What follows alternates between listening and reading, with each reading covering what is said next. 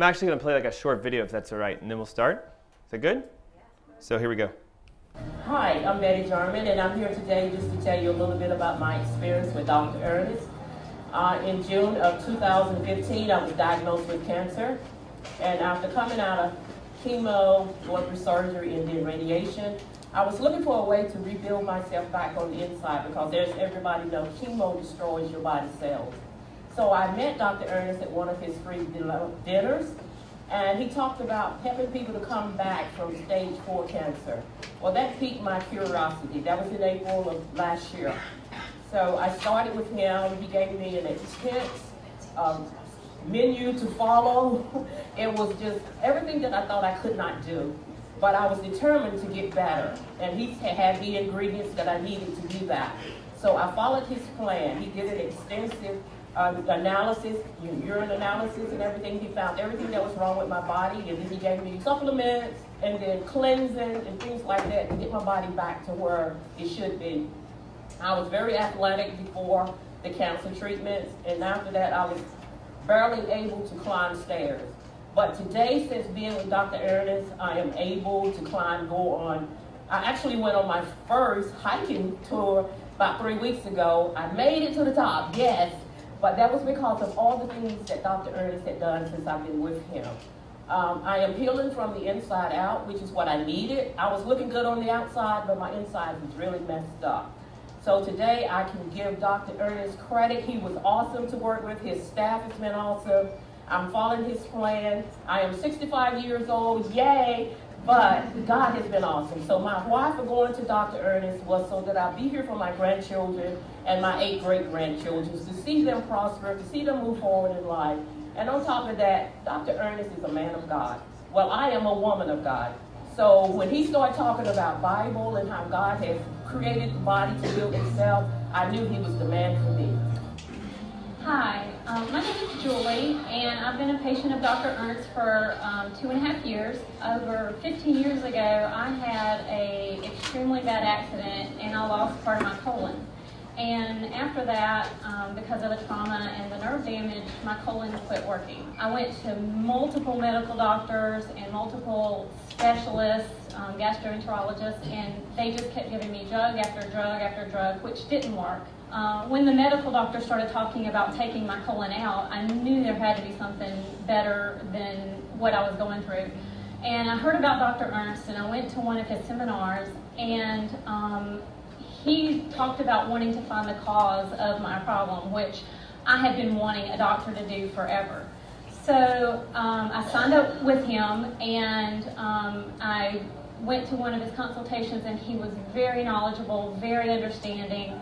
And he did say he wanted to get to the cause of the problems, but he said it's probably not going to be a quick fix. It could take 8 months to a year before I see any problems, but I didn't care. I had someone in my corner finally, and I wanted to do anything he said, all the protocols I followed to a T.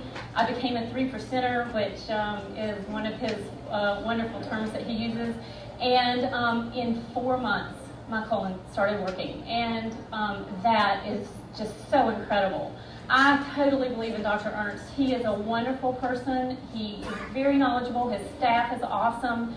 And if you ask me if it's worth it to look into him, I would say I feel the difference in my life every single day. So this morning, in what I usually do, a bit of an echo. Are we good? Oh, I'm probably too close. So I get up early. Who's an early riser? Anybody? Just out of curiosity. Like early? 4? Okay, let's go. 4? Okay, I want to see them. 4? Woo! So 4 this morning, I'm up. My kids are asleep. My wife is asleep, which is like a thank God moment. Hold on. Does that help? Does that help? No. Yes. Good. Can you hear me still? Okay. So it's 4 o'clock in the morning, and I get up because I'm like, if you guys know me. Those of you who don't have a red folder, you guys know me, and I've got to quiet my brain. It just a million miles a minute. I've got so much to say. I've only got a couple hours. This is go time, right? Because if I don't say the right thing, you guys are just going, that was weird. He's nuts. I'm out. So anyway, I'm walking, and I live by the lake, Lake Norman, and so if you know where to go, you can find some pretty pristine areas that are just quiet. okay, nature, etc. So I'm somebody, I get recharged when I'm in silence sometimes. And so I'm walking down this path, and literally, like, up ahead of me are 3 deer, and they don't see me yet. And so I'm like, man, this is awesome. Like, it's so beautiful. And, like, I must have, like, just, and, like, what did they do, right? Okay? So I keep walking, and all of a sudden, like, there's, like, these 2 rabbits. They're pretty far out, though. So, like, in the back, you guys, like, that's where the rabbits were. And they're just munching on this, like, clover and the white flower. I'm not a botanist, so I don't know other than it's white flowers of clovers. But they're just munching on it, having a grand old time. And, of course, as I get closer, what do you see? Shoosh! And I'm like, okay, right? So I keep walking. And then as I'm coming up to this path, the path starts getting closer to the area where it's non-developed. Like, I hear something, right? I'm like, and it's like usually squirrels, right? And so just in my mode of like trying to just figure out what's going on, I'm looking and like, and all of a sudden I see black and white. And I'm like, oh, I know what that is. And the interesting thing is this skunk literally comes out on the path. Now, I'm here, and this skunk's about where you guys are, okay? And I'm like, I don't want to piss it off because I got somewhere to be today. But I'm like, why isn't the thing running away? The deers freak out, the rabbits freak out, and the skunk is just like... And so this is my mind, just so you guys can get inside my head. I'm like, that's really cool. And I started thinking, like, let's go deep. Can we go deep? Why do the deers get spooked and scatter when they see me? Why would a rabbit get spooked and scatter when they see me, but a skunk won't? The skunk's got some swagger, doesn't it? Like, you mess with me and... And I started, so now, guys, understand, please. Today is about spring cleaning your body. It's about losing weight. But come on, like cancer and colon's growing back. And that's pretty cool stuff, isn't it? So we're going to talk about a lot. Like if you thought you were just coming here to learn how to lose 10 pounds, I'm sorry. You're going to lose 30 or 40 because you're going to get your health back. Because it's about your health, not your weight. You guys understand that? So back to this skunk, right? I'm like, the skunk doesn't get spooked because it knows it's in control technically. It knows like, man, I've got resilience. I can do what I want. I'm grounded in the fact that I'm going to win. And then I started thinking, this is just my brain again, I'm like, a lot of us are like, okay, let's do this. Let's eat the foods he talked about. Let's follow the protocols. Let's go to the gym. But as soon as you get spooked by a cookie, a Twinkie, a whatever, shoosh, to heck with that stuff. You guys are like little rabbits and deer. Do you see where I'm going with this? So as nasty as this sounds, I want you to be skunks today. I want you guys to go like, oh, look, my dessert I usually had before. Now I'm not going to eat that thing. You guys get it? Like, you need to be in control of your life. Because if you're like a rabbit or a deer, the second somebody throws something at you that's new or different, choosh, I promise you, you're going to go back to my old ways. You guys understand that? So I do a lot of stuff with people. When someone works with me as a patient or a client or a family member, it's not just about like, hey, I want to lose weight. If I can be transparent, I met with someone last week and they came in and they're like, I want to lose weight. And I'm like, hey, that's great. But what do you want to lose weight for? And he's like, what? Like, why do you want to lose weight? I mean, it was literally my staff, Angela, will meet with some of you guys. And if some of you have already had this done, right? She won't let you leave the room until you tell her why you're coming to see us. It's like, I'm sorry, you can't get out of here. Like, you've got to tell me why. Because unless you understand why you're doing stuff, you're not going to get good results, right? So here's just a light example, okay? Who would like to lose some weight? 5 pounds, 10 pounds? Let's be honest. Like, participation is key, right? Like, yeah, come on, everybody does. There's no one that I've ever met that's like, you know what, I really don't want to lose weight. Like, now there's a few people, and they think they shouldn't, but that's a different story. But all of us would love to be a little skinnier. Would you agree? But yet, if you're doing it to get into some sort of outfit or to go to an event or a wedding, you'll lose 5 or 10 pounds, which is great, but as soon as the event's over, as soon as the outfit's on the closet shelf, what happens? You go right back to what you were doing because you didn't have a really big why behind it. Does that make sense? So one thing that I want to start today off with is this concept that you have to understand the why behind why you do stuff. Otherwise, nothing's going to happen. So inside your guys' packets, if you would take out for me, again, this is going to be like, you're not just going to sit back and be able to go, oh, this is great. I'm going to make you guys work a little bit if you're okay with that.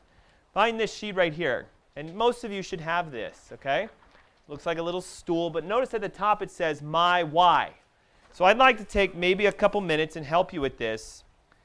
And what we're looking for is, can somebody tell me why they came here today? Why are you here? Anybody? So I heard to get healthy, okay? Can we go with that? Who else was here to get healthy? Anybody? So this is a good one. Thank you for sharing. What's your first name? Eileen. So Eileen and everybody else wants to get healthy, okay? But that's not why you're here. That's what you're here for. It's her what. You guys hear it? It's not the why yet. So can you share with me why do you want to be healthy?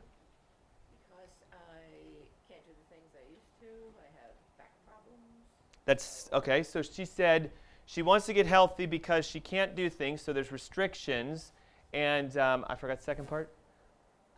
Can't do the things you used to before, and there was. I'm so sorry. Oh, pains, right? So I have pains and all this other stuff. Okay, and that's great. But why do you want to not be restricted, and why do you not want to be in pain? You guys see how hard this is? I want to feel better. Okay, great. So she wants to feel better, but why? Why do you want to feel better? Because you can live longer. That's one option, right? Did they help you out, right? Okay, quality of life. Some of you have been to my event before, so you know that the secret answer is I want to be able to live a life for someone else. Watch this, ready? Your why should not be about you, but some of you are like, really? Like it should be about me. I want to lose weight. It's not a big enough motivation. You guys get it? Now listen, ready? If I want to be healthy so that I can be around for my kids, did you hear the lady say 8 great-grandkids? Not just grandkids, but great-grandkids. If I want to be around for my great-grandkids, now I'm going to do things differently than just if I want to be around for myself. Do you guys get this? This is huge. You have to understand this, okay? And you have to write yours down.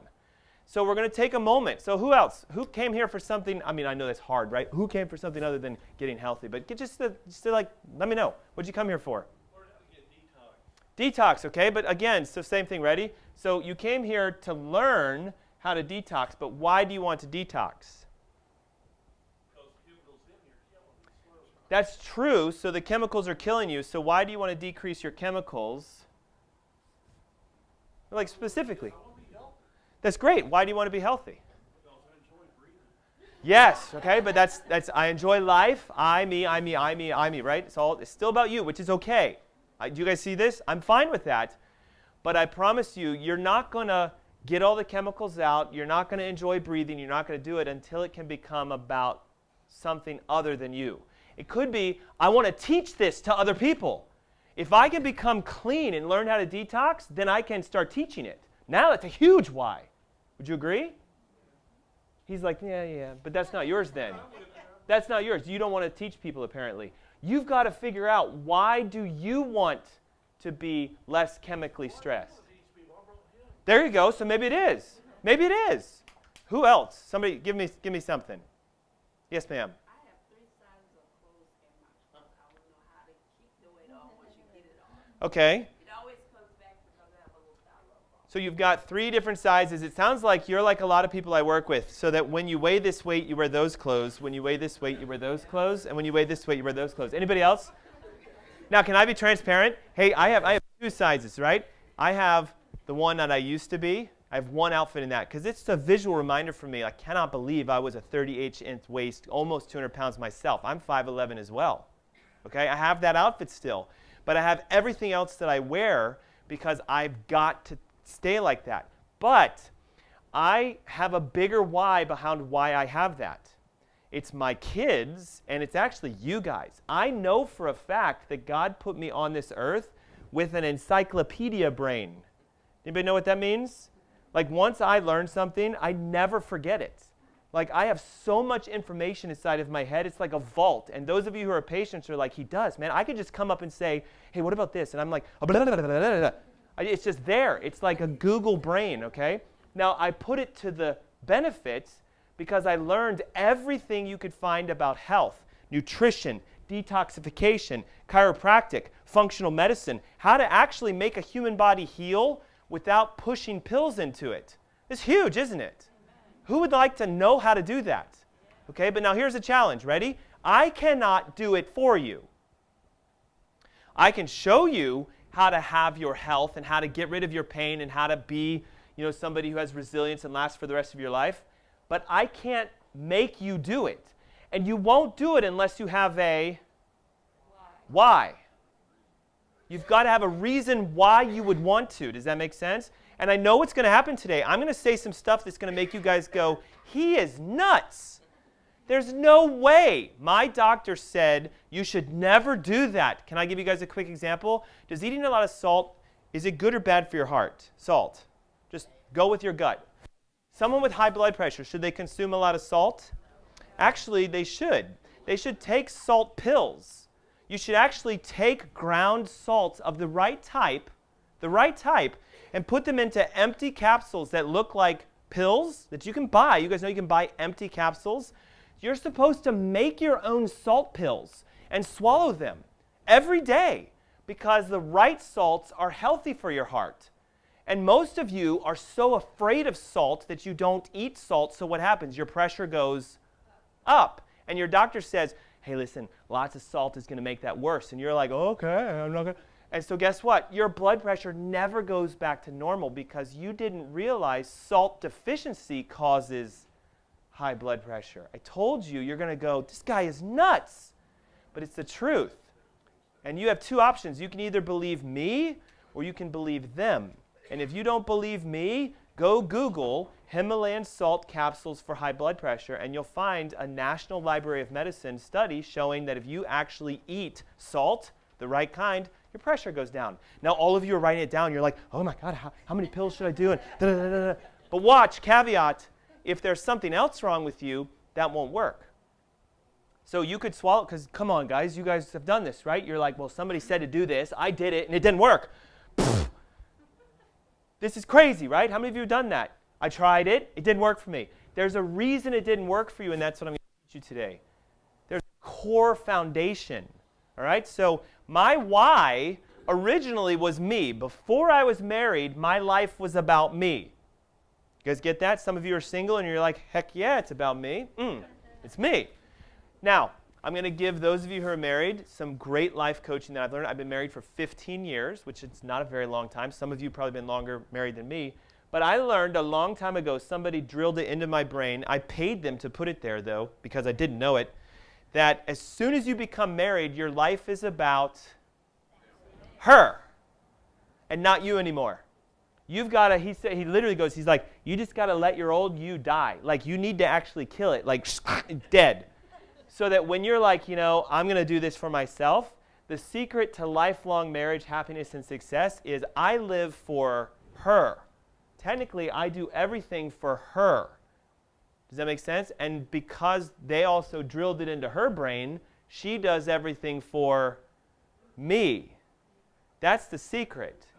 Now, as soon as she came along, it's no longer only about her, it's now about her and her, but still not about me.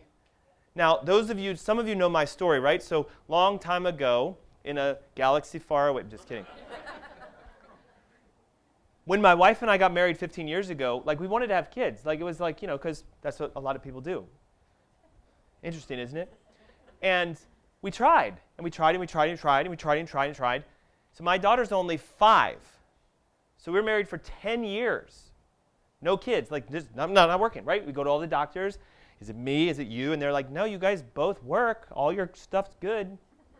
We don't know why. We just don't know why. Found out, long story short, my wife was so toxic with chemicals, that her body wouldn't let her get pregnant because, in its infinite wisdom, it would say, this kid would come out damaged.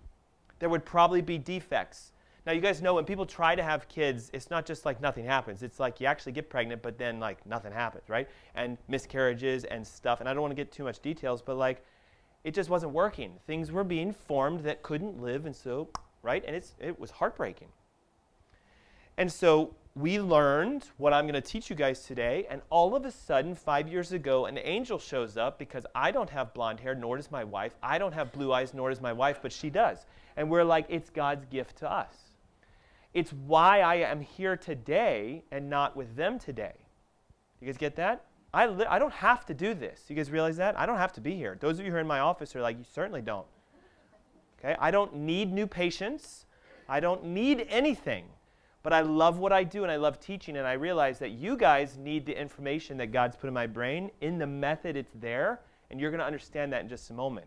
Okay? And then 6 months ago, now it's about him. Now, he does have blue eyes, and we're not quite sure yet. It's funny, I made this joke. My dad, and when he saw him, he's like, huh. So we come into the world as men, no hair, and we also go out of the world with no hair, because my dad's about as bald as he is. But his name is Gavin, and he's my new world right now. And so is my daughter, and so is my family. You guys understand that? But they wouldn't be here if I didn't learn what I learned. Okay? We went everywhere. Like, how many of you have gone, like, like to Duke or Mayo or Johns Hopkins for, like, hey, let's go to the specialist, right? We've even talked about that. Yeah, but I went to, like, Spain. I went down into other countries, Mexico, because you couldn't get what we were looking for. As I started learning, I'm like, hey, there's this procedure that might actually work, but it's banned in the United States. So I'm like, well, where do they do it? They do it in Spain. Where are we going? Spain. I don't care. I'm the kind of person that it's a little rough around the edges, but if there's something available for health, I do it. And some of you know this. In my house, I have all those fun toys, right? I have a PEMF machine. Maybe you know what it is. I have a Rife machine. I have a hyperbaric chamber. I have a infrared sauna. I have, because if there's something that can help you to get healthy, I want to find out if it works. Because if it does, then I'm going to teach people how to use it. Does that make sense? How many of you are like, Rife and PEMF and what? So just take a deep breath. Some of you have a lot of learning to do, and that's okay. I'm okay with that. But in order for you to lose weight, you have to understand one thing, okay? So wait, everybody, straighten yourselves up. Like, come on, let's do this. This is the most important thing for you to learn, and it's going to hurt. Your brain's going to get numb when I say this. The fat you have is there for a reason, and in fact, it's trying to protect you and heal you.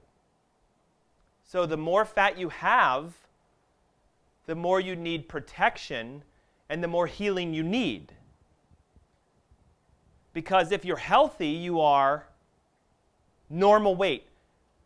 If you're unhealthy, your weight is a reflection of how unhealthy you are. Oh my God, I can't believe I just said that.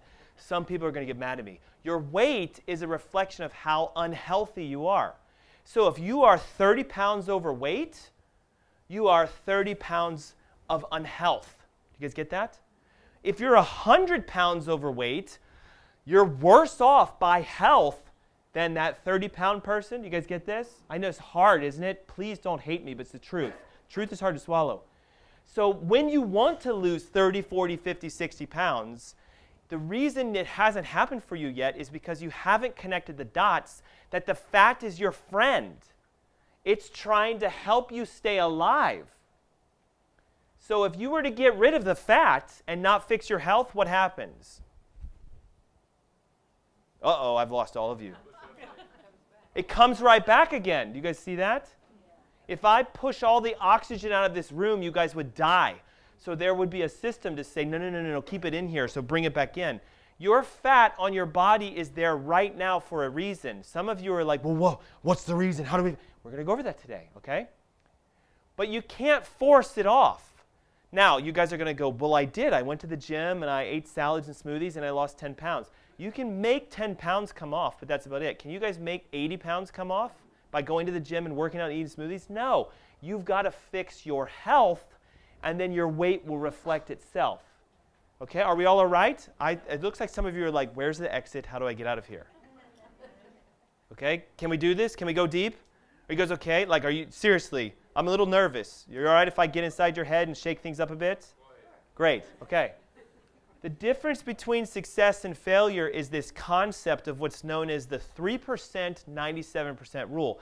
Remember the testimonial of Julie? She's like, I became a 3%er. It's one of his terms. Here's what I mean by that. If there were 100 people in this room and I said, exactly, do A, B, and C today, guaranteed, just do A, do B, and do C, and I guarantee you you're going to get your health to change, for some strange reason, only 3 of you will actually go do it. It's what the science has shown. The studies have actually shown this. And give me some reasons why you guys might not.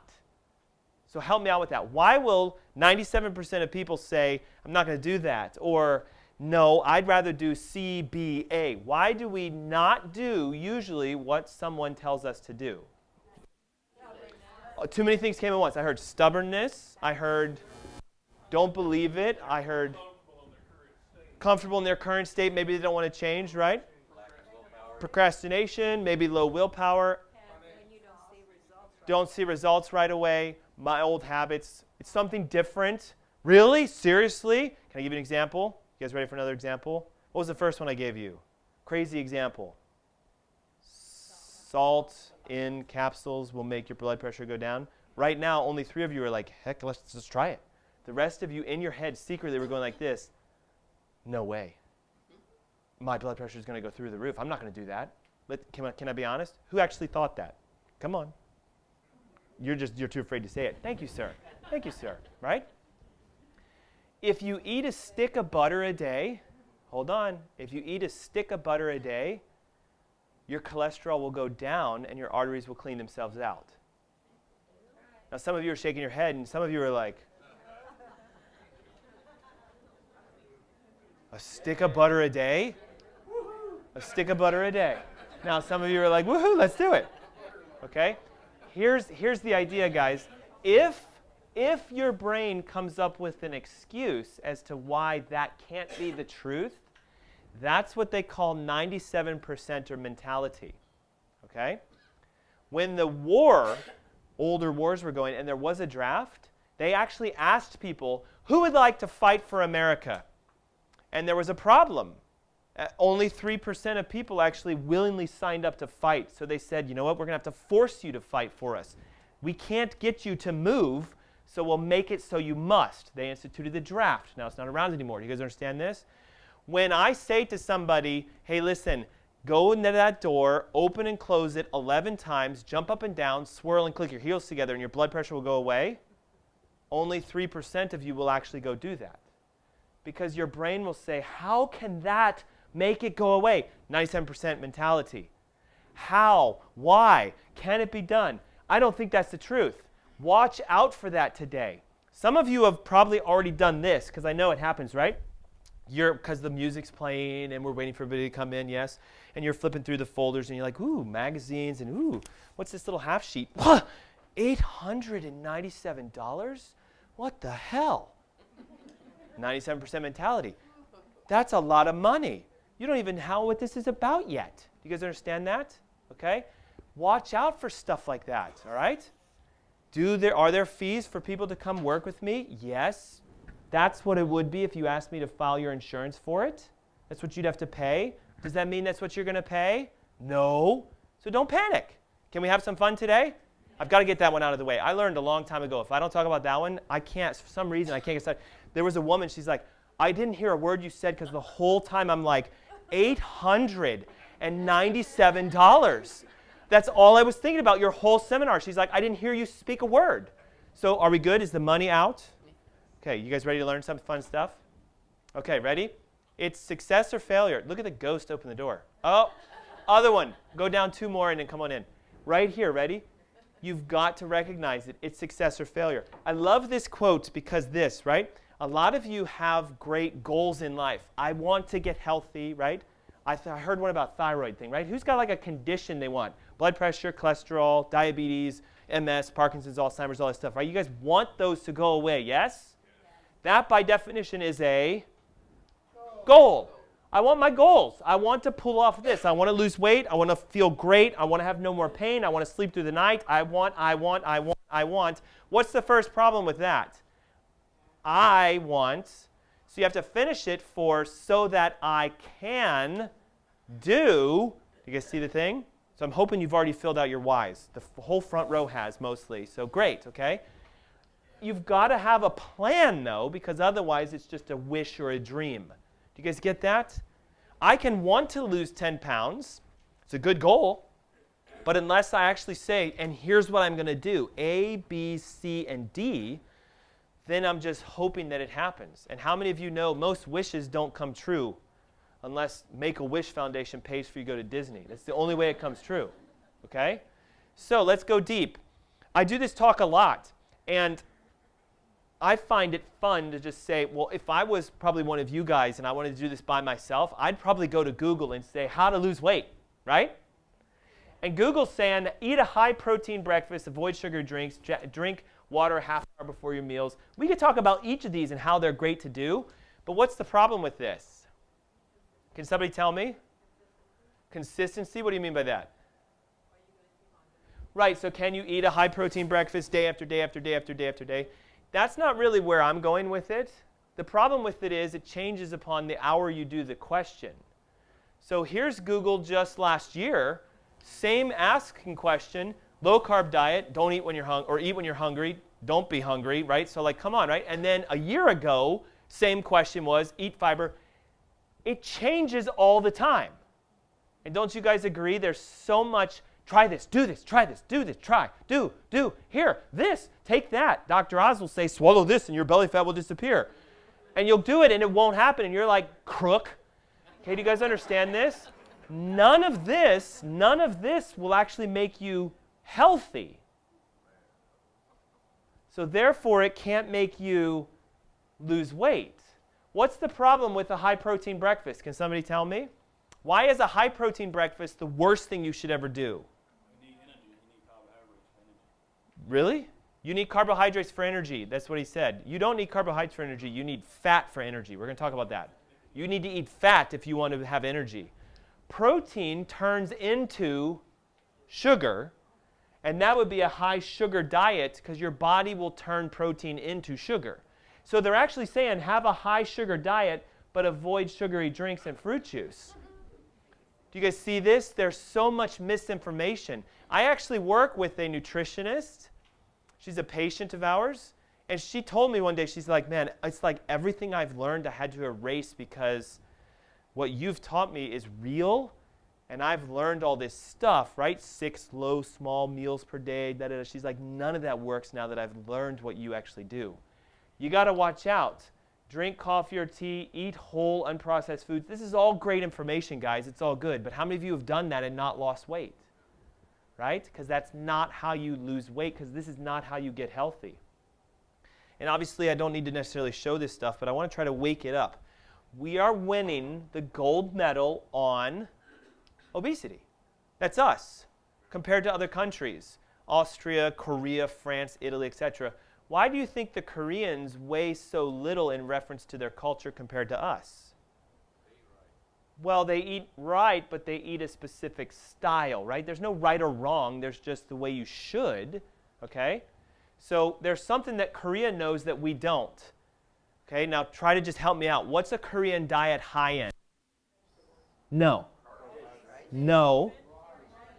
Wait, fish and a specific type of rice, not the rice we have here, but they eat a lot of fish and seaweed and seafoods, not seafood, but foods from the sea, kelp and plankton and stuff like that. But they do eat an exorbitantly high amount of fish compared to us. And fish are high in fat. Fat. So if I eat a lot of fish, I can actually be less. Now, I heard you say, what? Because you probably went, wait, they eat a lot of fat and they're thin? Is that what you were thinking? Well, no, I eat fish every day. Right. Instead of red meat. Right. And you're like, how come I'm not thin? I don't know. What are you thinking? They said eat fish because it's not fattening. Because the fish are not fattening. Well, here's the definition. Ready? Eating fish won't make you fat because it's high in fat. I know, right? Who's like, what the heck did he just say? Okay? Can I let the secret out right now? Because apparently I'm going to have to, guys. In order for you to get healthy, you need to eat more fat. Fat. The key is the type, which we'll talk about, okay?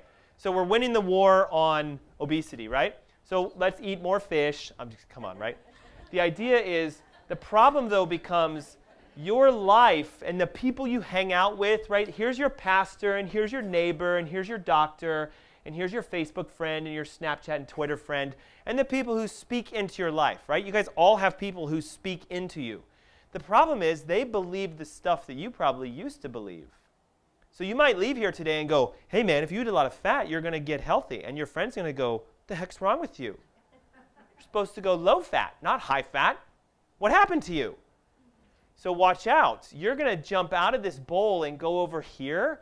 And in the beginning, doesn't it feel a little weird?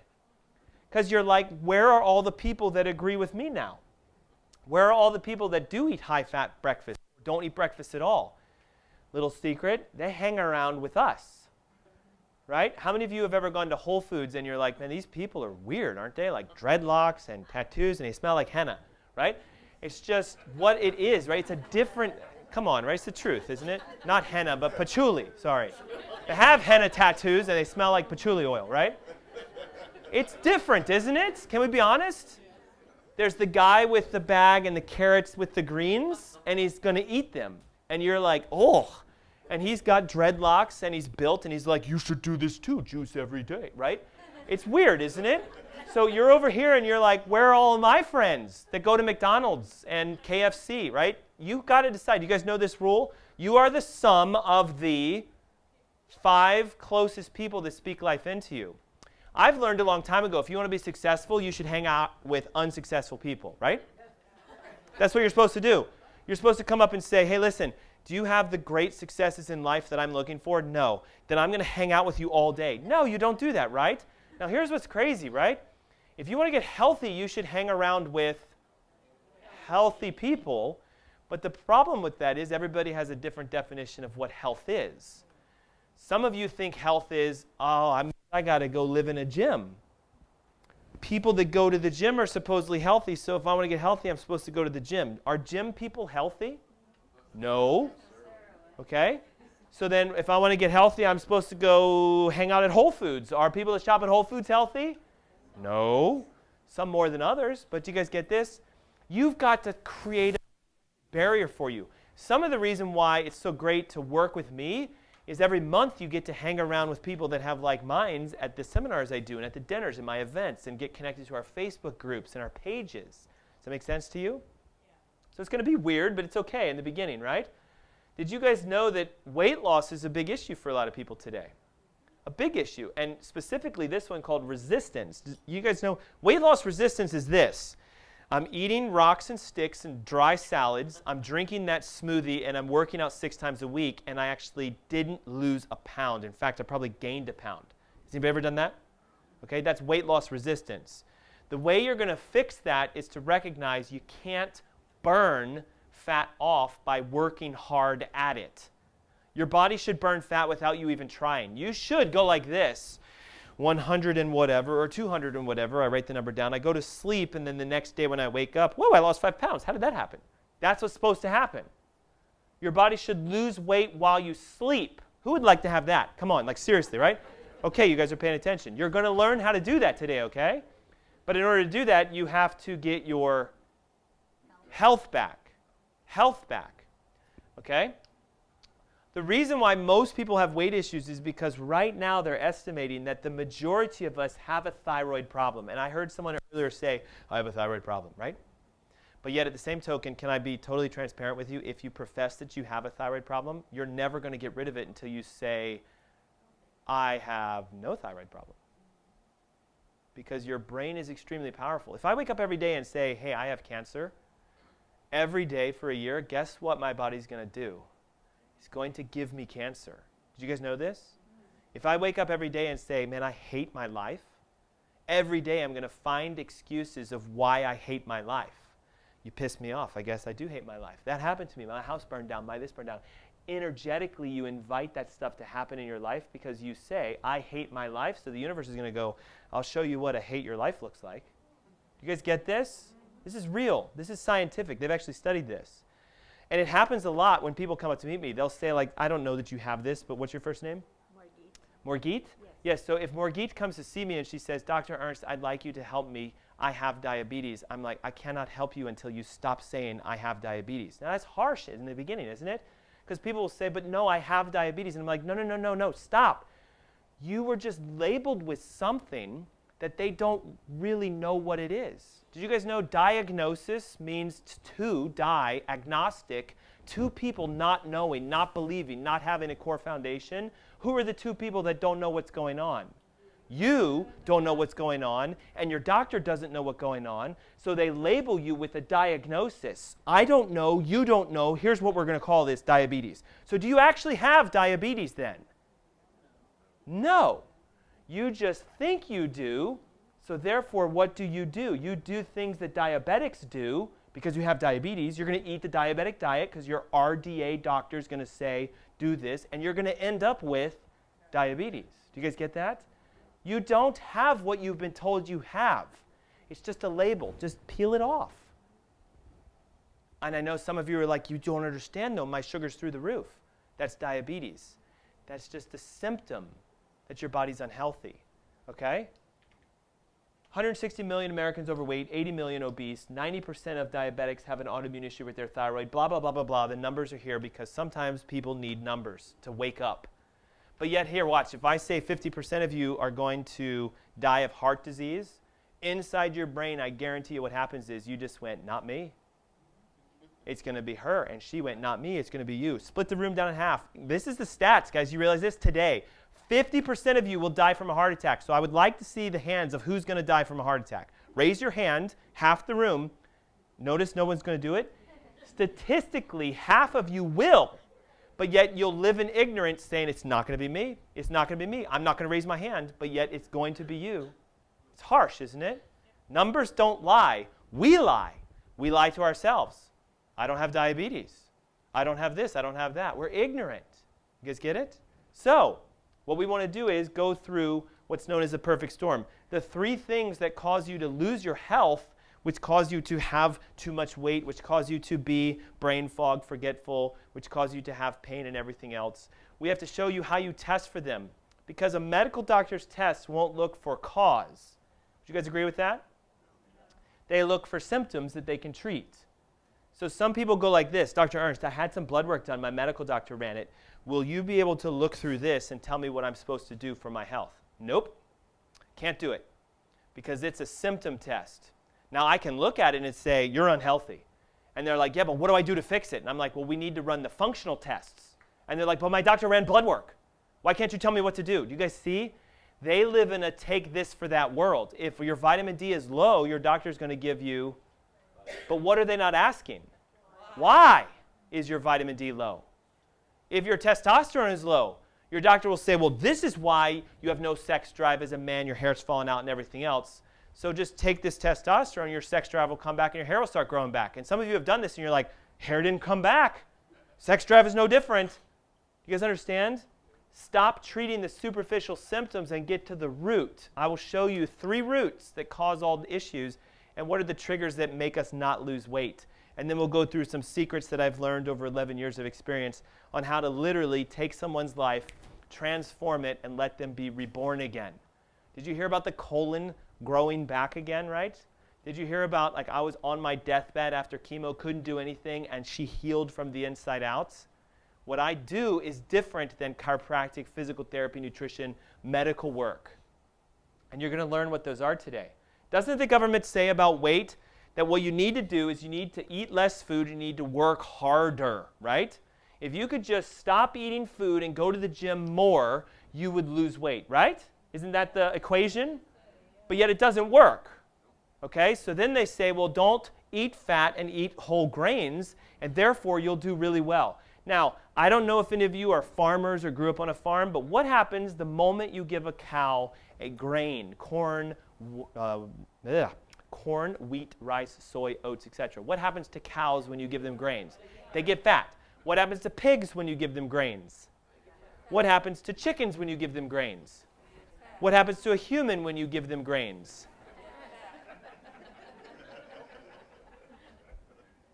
But yet you guys will go, well, I had my whole grain toast this morning.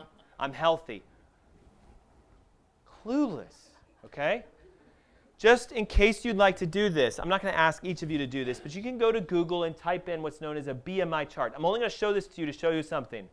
If you're a certain height, I'm 5'11", it's going to say that you should weigh between 140 and 170, and you would be your optimum weight.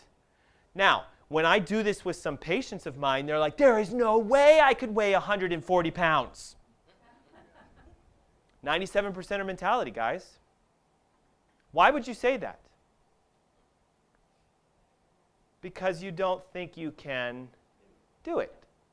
And something unique about humans is if we can't do something, we're going to say it's not possible then. We're going to say, well, there's another reason why. We will justify a way why we could do something. Does that make sense? So be very careful. I'm supposed to weigh between 140 and 170. So if you did the math between the two, what is my perfect ideal weight? 155. And I do everything I can to stay at 155. Now some of you might go, wait a second, I'm just going to make this up. I'm 6 foot and I currently weigh 260. And you're saying I'm supposed to weigh 180 to 140? There's no way. That's 97% mentality. Do you guys understand that? This is just a method of finding out what should you weigh. You guys understand that? But it's also skewed because if I put on if I put on 20 pounds of pure muscle, would I be over my ideal weight? Yes, but would I be better technically because I've got more lean tone? So don't just let one thing tell you what you should weigh. Because I get a lot of people that ask me, hey, how much am I supposed to weigh? Like, what should I weigh? Look it up, okay? It's called a BMI index chart. But I find something fascinating between looking this stuff up years ago and looking it up right now. Because your average housewife in the 1960s, and again, I hate the fact that it shows her cooking and cleaning and stuff like that, but you guys understand, like, culturally, back in the 60s, this is the typical sort of picture of an American woman of a housewife. It is what it is, okay? Yeah, I know, in heels, right? Making dinner for her husband, cleaning with who knows what. But notice the difference between housewives of the past and housewives of today. She's got her kids and she's trying to burn this fat off. It's not that something changed culturally. It's that the government screwed up the diet of humanity. Ready for this? This is what someone would have been recommended to eat in the 60s. A combination of vegetables by color, not just vegetables, potatoes and fruits and milk and fish and cheese and eggs and bread, yes, and butter, etc. So there a little bit of everything, okay?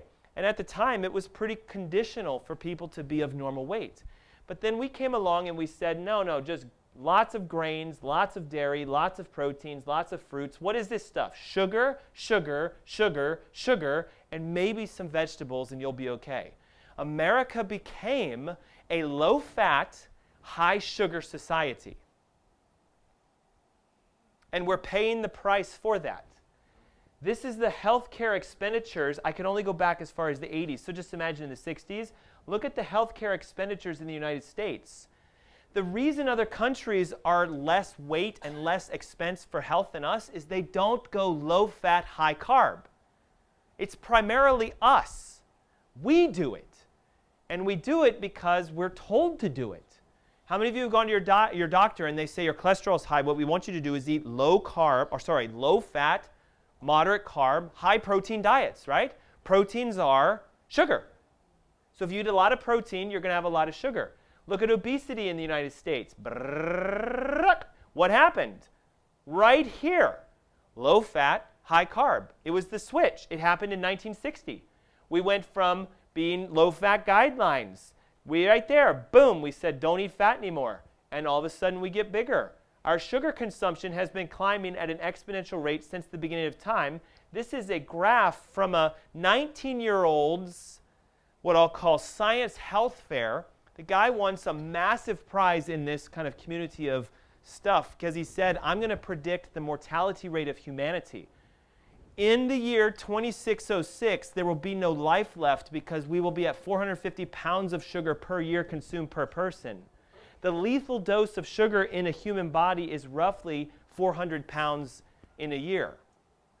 So this kid, 19 years old, said if we keep the exponential linear growth of sugar, humanity will not survive by 2606. Sugar will be the cause of the end of us.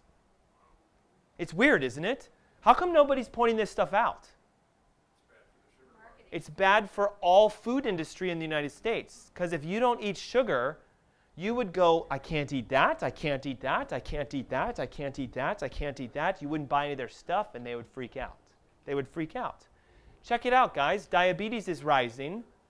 The amount we spend on prescriptions is rising. Cancer is rising. This is the total graphs of what's known as chronic disease in humanity across most countries. We're getting sicker and sicker and sicker, and we're not waking up to the reality that we are doing it to ourselves. It's not your genes. It's not your bad luck. It's that you didn't learn what you need to do to get healthy. And I have learned that, and I've seen it happen in thousands of patients. And if you're willing, it's simple. It's so easy. I'm going to show you how to fix it. This is the most common condition according to recent stats. In the United States, almost everyone has high blood pressure today. Everyone. And they don't realize it's caused by a lack of salt in their diet. Not sodium chloride white table salt. That will actually make your sugar go high. It's a lack of mineral sea salts. Now, if you ate foods from the sea, seaweed, kelp, and stuff like that, they would naturally come with the sea salts. And so you see where I'm going with this? So the reason Japan and Korea and all those places have great heart health and almost no heart attacks and disease is because they eat salts from the sea. Now, how many of you literally in the last day have eaten something seaweed related? Notice, like hands high, just so I can see them. Ready? Most of my staff, great, but only about 5 of you out of the 80 or 90 of you are here. That's a problem. Now, why aren't you guys eating sea foods? Not seafood. Why are you not eating like kelp and plankton and seaweed and stuff like that? I'd like to know. Why aren't you guys doing it?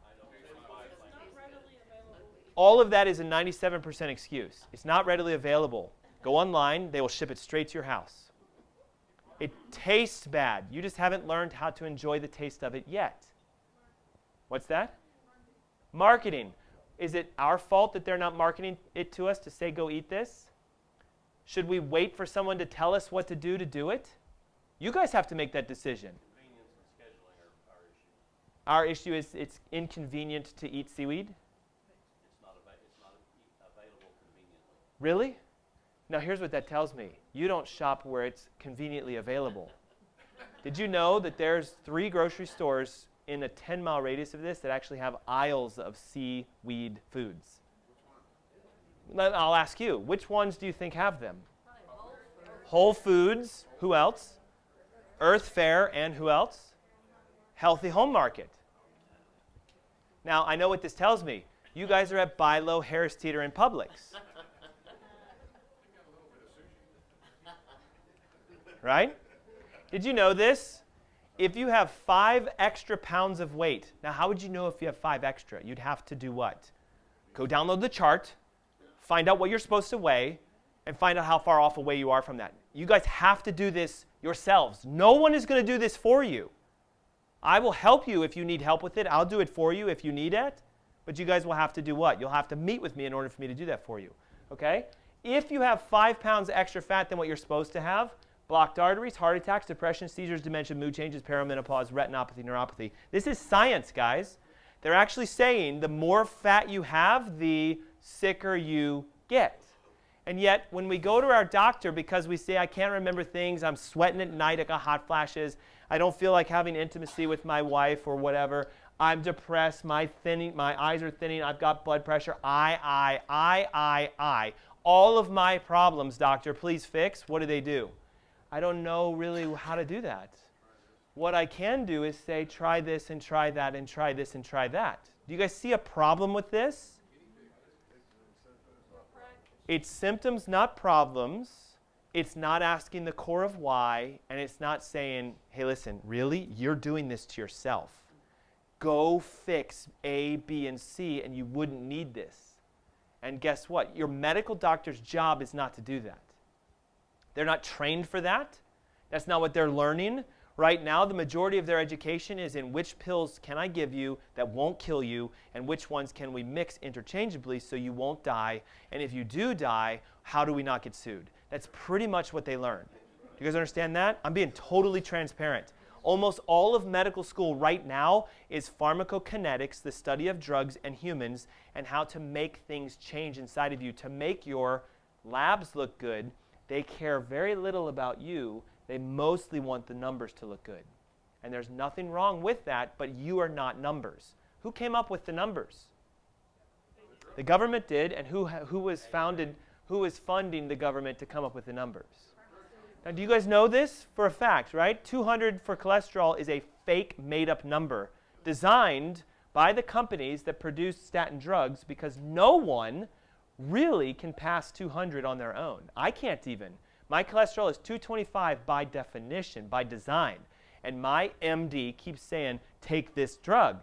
No, I won't do it. And you know what he said? You can't be my patient anymore because you never listen to what I say. And I'm like, I was really never your patient in the first place. You guys understand this? You have to be your own doctor. The number one highest prescribed drug in the United States right now is for thyroid, and the second is for antidepressants. Then it's diabetes, high blood pressure, etc. When these don't work, they usually try to cut something out of you. Well, we can't seem to get it to work, so we'll just take it out. Or we'll put another one in from someone else that we couldn't get it to work from them either. We'll give a heart from somebody else to your heart because your heart failed. And then that heart's going to fail because you've never asked the question of why. Okay, the reason I'm doing this, it's not doom and gloom, guys. It's I hope you go, holy hell, I have got to figure this out then. No one's going to do it for you. I have a lot of people that come up and say, well, listen, man, Blue Cross Blue Shield, do you work with them? No. Why would I work with Blue Cross Blue Shield? Well, aren't they supposed to pay for my health? No. Do they pay for you to go to Whole Foods and buy good food? No. Do they pay for your gym memberships? No. What will they pay for? Drugs. This and that. Is that what you want me to follow the recommendations of? It happens. People come up to me and they're like, does your office work with Blue Cross? We can, but we don't because you don't want to work with Blue Cross. They don't care about your health. They only want your money every month to pay your premiums. And now today, they want you to spend money to even use them. You guys experience this? $2,000 deductible before your insurance becomes active, but I'm paying you $300 a month. We don't care. They don't care about your health. If you go to a doctor because they're on your list, you know what kind of doctor that is? Somebody who's willing to let the insurance company tell them how to take care of you. Have you ever had a doctor say, I can't run that test because your insurance won't cover it? What if that test could have saved your life? What if that test could have told you exactly what your problem is and how to fix it? Your insurance company won't pay for it. They won't do it. Is that the kind of doctor you guys want? I don't. Some of you are like, crap, I've been going to that doctor for a long time. I get it. My parents' generation, man, if my doctor said, go jump off a cliff, my mom would go, see you later, guys. She just does what the doctors say. My grandparents, you better believe, they're like, no, we had our doctor over for dinner last night. He's my friend. If he says take this, I take that. Don't you dare mess with my doctor. We don't really live in a culture like that anymore, though. Would you agree? But the TV wants you to do that. Go ask your doctor if blah, blah, blah is right for you. They're trying to reestablish the relationships. Have you guys noticed this? They're trying to get you to become friends with your doctor again because most people are not going to doctors anymore. So how do we do this then? The secret is the idea that it's all about your cells. Are you guys ready? Have I lost half of you? Is everything okay? Like the energy I have in the room is like, oh my God, doom and gloom. Are we okay? Like seriously, are we good? Okay. You guys are still in shock. That's okay. You know the stages of grief? You guys are just going through the stages of grief right now. Oh my God, oh God, oh. All right, I think I can do this, okay? That's what I want to turn the corner for. If you can envision this, you are made up of 70 trillion little tiny circles. They're not all circles, but just for the idea, 70 trillion cells. Now here's something funny. Some of you have listened to my radio shows probably. Did you know that you have 70 trillion cells? We'll call them human cells. But how many bacteria cells do you have on you and in you? Anybody? 100 trillion plus. So technically, you're actually more bacteria than human. Now watch, ready? You're going to understand why my first leg on that stool, you guys can fill it out. The first leg is your gut, but specifically the bacteria in your gut. You cannot get healthy until you fix your gut, because your gut is where the majority of your bacteria live. You have approximately 12 pounds of bacteria in your gut when you're healthy. And some people have more bacteria, 30, 40, 50, 60, 70 pounds of bacteria in your gut. Now, the human cell is made of fat. There's a membrane that protects the water inside the cell from the water outside of the cell. Are we all okay if we do some basic human physiology, biology? Is that all right with you guys? If you're like, oh God, we're back to school again, yes, you have to learn about how to become healthy. No one's going to teach you. I promise you, your medical doctor is not going to teach this to you, because if you learn this, you would be able to heal yourself. Is that fair? So the cell has a protective wrapper made of fat, but it's made of a specific kind of fat, not KFC, McDonald's, Wendy's, vegetable oils, canola, etc. It's not made of those kinds of fats. It's made of a specific thing called a phospholipid. I'm not going to go into too much detail, but it's a little tiny protein with two chains of fat, and then on the opposite side to create a barrier, a membrane, okay? If you were to say, well, what kind of fats could I eat, my healthy fats, that would help that membrane to repair? We would say something like this. You should consume a lot of medium chain triglycerides. Medium chain triglycerides. Now, right now, everybody look at me. How many of you are like, what? An MCT? Seriously. Medium chain triglycerides. So, a blanket question. What food is high in medium chain triglycerides? Okay, good. So some of you guys know this. You're supposed to be consuming exorbitant amounts of coconut oil or olive oil or avocado oil. All of those are high in medium chain triglycerides. The reason for that is the more medium chain triglycerides you eat, the more your body can replicate the cells with a very healthy membrane. Now, the reason why low-fat diets are making us so sick is if you don't eat fat, what do you think the membrane becomes filled with then? Water. Well, there's water inside and out. We have to have a protective barrier. We have to have a fat layer there. So what are some of the fats that your body has that it could put inside of here? Cholesterol is a fat. Triglycerides are fats. Yes? Do you guys agree? LDL is a type of a fat, which is a type of cholesterol. So just watch. If your LDL and cholesterol and triglycerides are high, that tells me as a functional doctor, your cells are damaged. You don't have enough of the healthy fats in your diet, so your body is making more cholesterol and triglycerides and LDLs to protect you and to make your cells work still. Remember I said earlier that your fats are your friends? But your doctor wants you to be so scared of cholesterol that you'll run far away from it like a skunk, right? Oh, God, I don't want to be close to that. Are you guys having an epiphany right now? Like, holy hell. The reason my cholesterol is high is because I'm actually trying to fix myself. Yes. So why would I want to take a drug and make it go down? That's called insanity. That's called medicine. That's called, it will make you more unhealthy, and they know that. Because when your cells fall apart, you get sicker, and you need more doctors, and you need more surgeries, and they know how to push you into that system by making you abnormal. So if you eat enough fats of the right types, you can start to fix these cells. Now, the unique thing about all cells, and when we talk about resistance, is all cells have antennas coming off of them called receptors.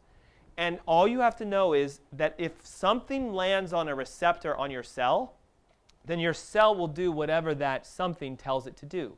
Can I give you guys an analogy that you all will understand? If this is insulin, and it's flowing around in my blood, and this is the insulin receptor, and insulin lands on the receptor, what happens? Sugar goes from the fluids outside of the cell inside the cell when insulin lands. So what is the problem for diabetics? It's resistant, meaning that something's in here blocking the insulin, and the insulin's like, man, I can't get in that thing. It's locked. It's closed. So therefore, what happens to the sugars? And your doctor says you have, no, you don't. You have a receptor issue, you have a resistance issue, and the side effect is your sugars are high. Ooh, so now your body is not stupid. It's going to go like this. Well, let's pound the insulin onto those cells then. So your insulin will start to do what? Your insulin will go up. Your body will say, man, just throw it. Like just slam it on that cell. See if we can get it to work. And the body's cell is going to go like this. Why are you throwing all this insulin at me? I would love to have sugar, but man, you've been eating the wrong fats, and there's mercury in that receptor. There's toxins. I'm going to pull this receptor back in because I don't want you to damage it. And now what happens is insulin doesn't work at all. And your doctor's like, well, shoot, man, we're going to have to give it to you now. They'll push it to you. Do you see the problem? They're missing the cause. What if it was your thyroid? Some of you are like, I don't have enough T4, so my doctor's making me take T4. This is a bigger conversation, and we can do this if you need. But T4 is a synthetic molecule, if you're taking it, that has to be converted into T3 by the liver and the intestines, and T3 is what lands on the receptor of the cell. So if your body is having low T4, and they give you T4, it's all about the conversion, and then it's all about this. So if the receptor is damaged, you will have low thyroid, and you'll even have normal numbers because they gave it to you, but what will happen? Nothing. You won't lose weight, you won't feel great, you won't be energetic, and your doctors will say, well, we'll have to up your dose. We'll have to push harder, push, and they don't look at the cause. Are you guys understanding this? The cause is damage to the cells. Now, what causes damage to the cells? When we talk about fat loss, the number one reason that there's usually no fat loss taking place is because of what I just showed you, specifically with your thyroid. So your brain makes TSH. This is what your doctors will check. They'll say stuff like this, right? Your TSH is high. And they'll say, you need to take T4. And the reason for that is TSH will go up if T4 goes down. But they're not asking, why is T4 down? They're also not asking, is T4 down because you're just not converting it, or you're turning it into something nasty like another hormone. This is not a thyroid talk. I have one online if you guys want to watch it. I want you to just understand, weight loss is hormone issues, not food, not working out. It's your hormones are not working, and the reason your hormones aren't working is because your cell isn't working. And just a fun fact, raise your hand if you've heard of T2. Look around. T2 turns your mitochondria on to burn fat. Interesting, isn't it? You can't take T2. Your body has to make it. Why can't it make it? Because the cells are damaged. Because we're eating things that cause damage to them. So if a doctor runs a test and says, good, good, good, they'll say, you are fine. There's nothing wrong with your thyroid. But they don't go deep enough, and they don't look at conversions, and they don't look at enzymes. Guys, this was my test that I ran on myself. Why did I run a thyroid test on myself? Did I think there was something wrong with my thyroid? No. I said, I just want to make sure it's working right. And I came along and said, wait a second, my thyroglobulin antibodies are high. That's an early warning sign of thyroid failure. I have two options then. I can say, I feel good, so I don't need to do anything about that. How many of you have done that before? Come on, let's be honest. All of you should be raising your hands. I feel good. Why should I do anything? Or I could wait till my life falls apart and then go after it and fix it. What kind of person do you think I am? I'm like, oh my God. Okay? And then I've thus learned what causes autoimmune antibodies. And again, it's a thyroid talk. Go look it up. Go to my website. It's there. It's an hour long. You'll learn all about your thyroid. Today we're going to learn about why that stuff doesn't work.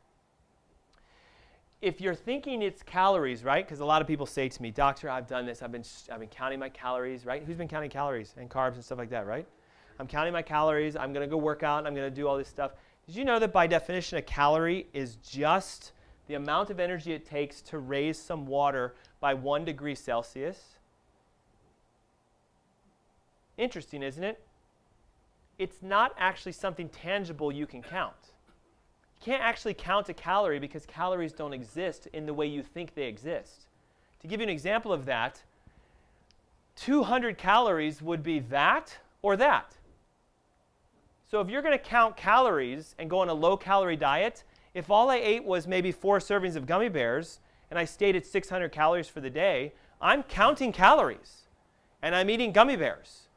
And if that's all I did, if I only ate 600 calories of gummy bears a day, would I lose weight? Yes. But is that healthy? No. So stop counting calories. You're not supposed to count them. Notice again that I could have this little blob of peanut butter or I could have an apple, same amount of calories, but notice that the gram weight is different. So my body's going to be more concerned about the amount of food because 1 apple will fill me up, 1 tablespoon of peanut butter won't. So what the food industry does is they do this. Let's teach them to eat things that make them want to eat more of them before they feel full, and therefore they'll eat a lot of calories, and therefore they'll get sick, and then we'll say stop eating calories. You guys understand this? It's weird, isn't it? So I could have a Coke or I could have all that celery, and you guys will go, I'll have the Coke, please. Right? Calories are meaningless. What do all of these diets have in common? The Taco Bell diet, which does exist, by the way. The Twinkie diet, which does exist, by the way. Dr. Oz's, let's take this Garnica stuff, the Mayo Clinic's diet, the HCD diet. Do you guys know what they all are? They are low-calorie diets. And that's why they don't work. You cannot go low-calorie. What you're supposed to focus on instead is the amounts of fats, the amounts of carbohydrates, and the amounts of proteins that you consume, and I'll give you the ratios in a moment. Don't they also say you're just too lazy, you're not going to the gym enough, right? You should work out more. Watch this. Actually shows that if you exercise, you can actually put weight on. All those people at the gym running on the treadmills for half an hour, they're getting fatter. Honestly. You know why? It's a lot of stress to run in place for 45 minutes. Your human frame was not designed for long-distance running. I'm just sorry. It was not designed for it. We were created to go short distances at high speeds, climb a tree, rest and wait until the threat was gone. Fast, stop. Fast, stop. You guys heard of this type of working out? That's the new craze workout, intensity, burst, high intense, whatever. And guess what a 97%er says when I do that? Let's do a high-intensity burst workout. My knees won't be able to do that. I have arthritis in my back. I can't do that. You guys hear it? It's the way they think. They're already limiting themselves. Here they actually say that aerobic training in women particularly will result in very little fat mass. And so they're actually saying that most women that are on the treadmills, because that's usually who's on those things, would you guys agree? The stair steppers, the treadmills, all that stuff, it's a lot of women. I'm running to try to burn the fat off. That actually makes them gain weight because it spikes a hormone called cortisol, which will make you gain abdominal belly fats. Do you guys, I'm trying to crawl in your head because I guarantee you if I asked you 2 hours from now, you're going to say, I need to go to the gym more, and I need to work out more, and I need to cut my calories. Like, I don't know how I can get it out of your head unless I take a 2x4 and bang it out. Okay? Don't count calories. Don't go to the gym. Some of you should be like, oh my God, thank God. No more gyms. No more calories. I'm waiting for it, right? Does eating fat make you fat? No, but some of you still think it does. The whole reason for that is they used to say that if you ate a lot of fat, your cholesterol would go up and you would have a heart attack, right? How many of you still think that's possible? If you eat a lot of fat, you won't raise your hands because I know you guys won't. If I eat a lot of fat, my cholesterol bad will go up and I'll have a heart attack. Did you know they've completely disproven that theory? 100%. It doesn't work like that because the math doesn't work like that. Just because A goes up and B goes up and C goes up does not mean A will make C go up. You cannot do that mathematically. It doesn't always happen. So therefore, high fat does not equal heart disease. What we found out is this.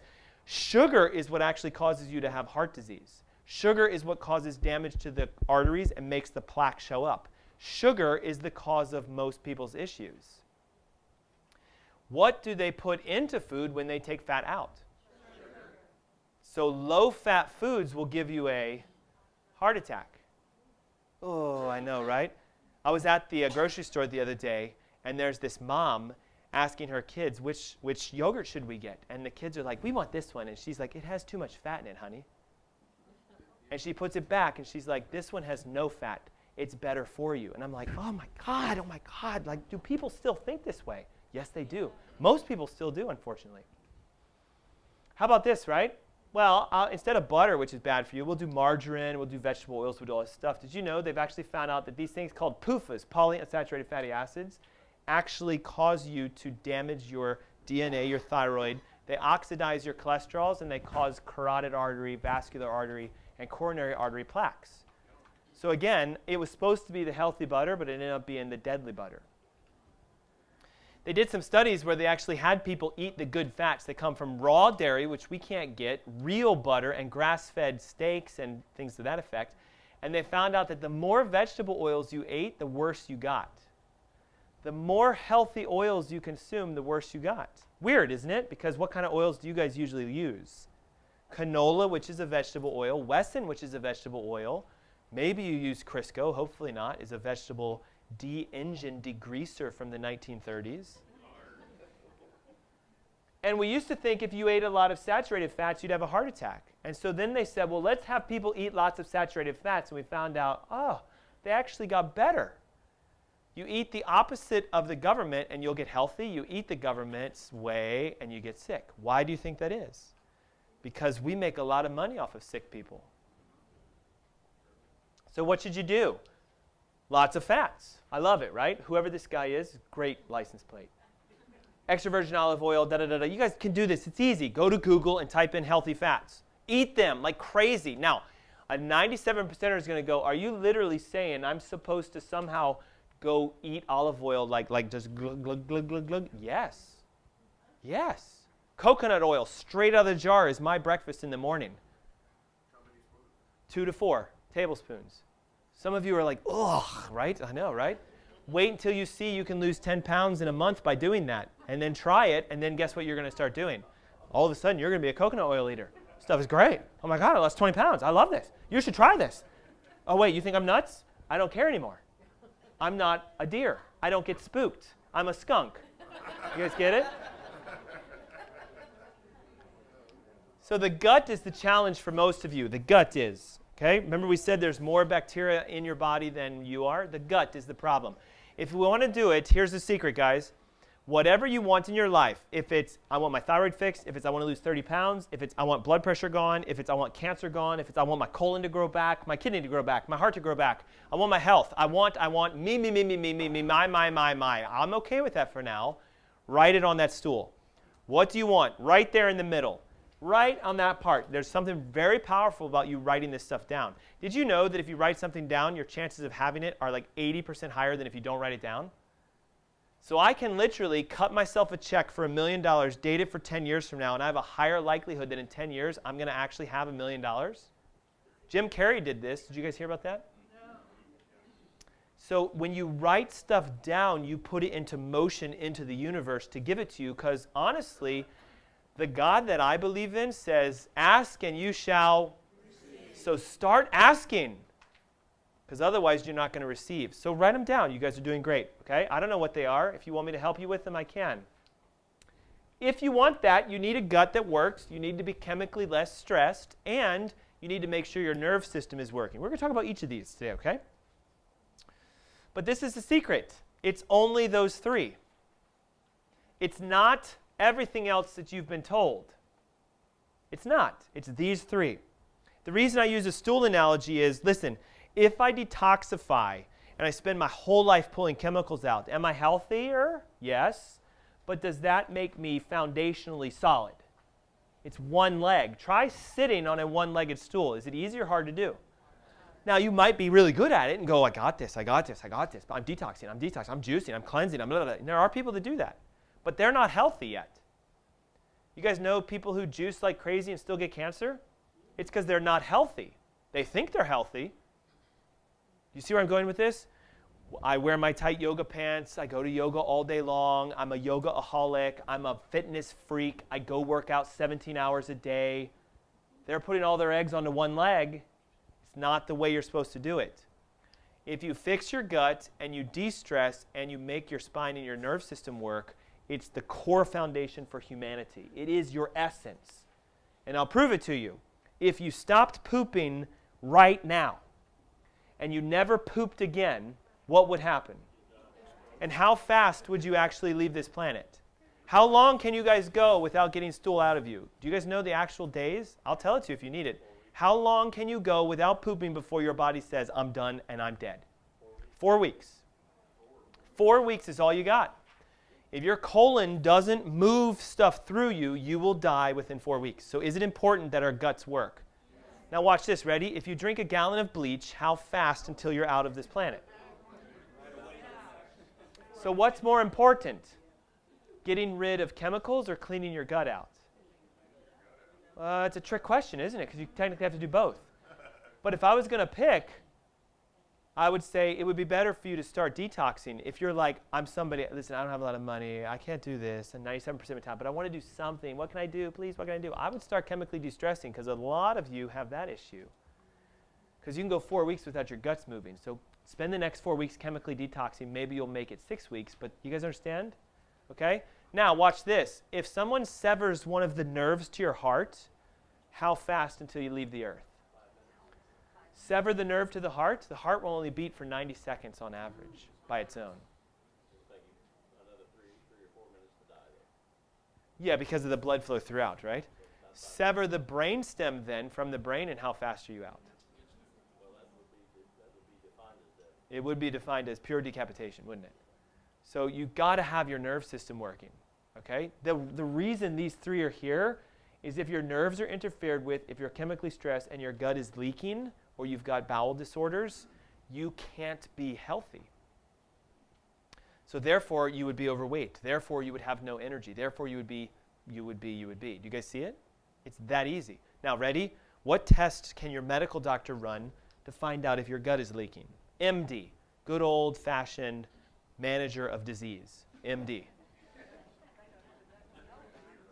Have you guys ever done this? I have. I've gone in and said, hey, listen, what kind of gut test do you have to run a leaky gut? They're like, what the heck is a leaky gut? Are you talking about this disease of increased permeability? I'm like, well, you're a doctor, so I'll speak your language. Yes, interstitial increased permeability, that's what I want you to test. We don't do that. Okay. So then I say, well, what kind of tests do you have that we can find out how stressed out I am chemically? They're like, I can run a blood panel on you, and I can look at your liver enzymes. Does that tell you if you're mercury laden? If you have lead in your body? If you have a biotoxin? No. What do they do about neurological problems? They'll send you to a neurologist. Now watch this. Neurologists are really cool, right? I love neurologists. They think they're like, oh man, we're the kings. It says NMD, neurological medical doctor. And they go like this. I can give you any pill you want that will make you feel fabulous. You want Lyrica? You want Wellbutrin? You want? I got this. You guys say, I got this. Oh, I got this. I'm your dealer. What do you want to feel good? I've got nothing wrong with them as people, guys. Medical doctors truly, by definition, peoples. They have great hearts, but they just give pills to people to make them feel well. And when they can't find out your problem, they will say, you must be making it all up, so that's why antidepressants are now the highest prescribed drug, aren't they? You must be making this up because we can't figure out what's wrong with you. And if we can't figure it out, then you must be making it up. Okay? If you can fix your gut and you can repair the membranes and you remove the neurological interference, I've seen cancer fall off people's bodies doing that. I've seen diabetes go away in 14 days. Type 2. I've seen MS reverse in 6 months from wheelchair bound to walking. I've seen someone come into my office with a degenerative right hip that was about to have surgery, literally couldn't even move it, do a few things with me and start walking like this and not have to have surgery. I've seen death come back from life again. And the only reason is because these are the core three. They came to me as sort of a vision. I think God sort of planted it in my heart going, listen, man, it's Trinity. It's triune. It's three. Everything comes in threes in God's world. And these are the core 3 according to me. So, when you have a leaky gut, and when you have nerve stress, and when you have this at the same time, because remember, some of you are like, well, I don't have nerve stress. You don't know that yet. Maybe I have a leaky gut, and maybe I'm chemically stressed, but I guarantee you, if you have all 3, this is where illness, sickness, disease, weight loss resistance, everything that you want to have lives. I want this to be gone. I want that to be gone. You won't be able to take medications which will make you more toxic and make it go away, would you?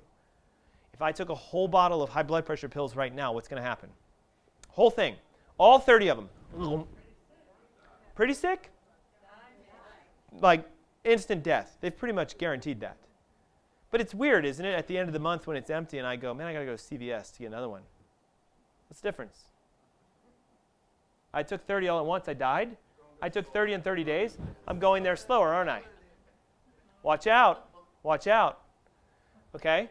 If you have all 3, then we can't get well, which is why a lot of you keep struggling.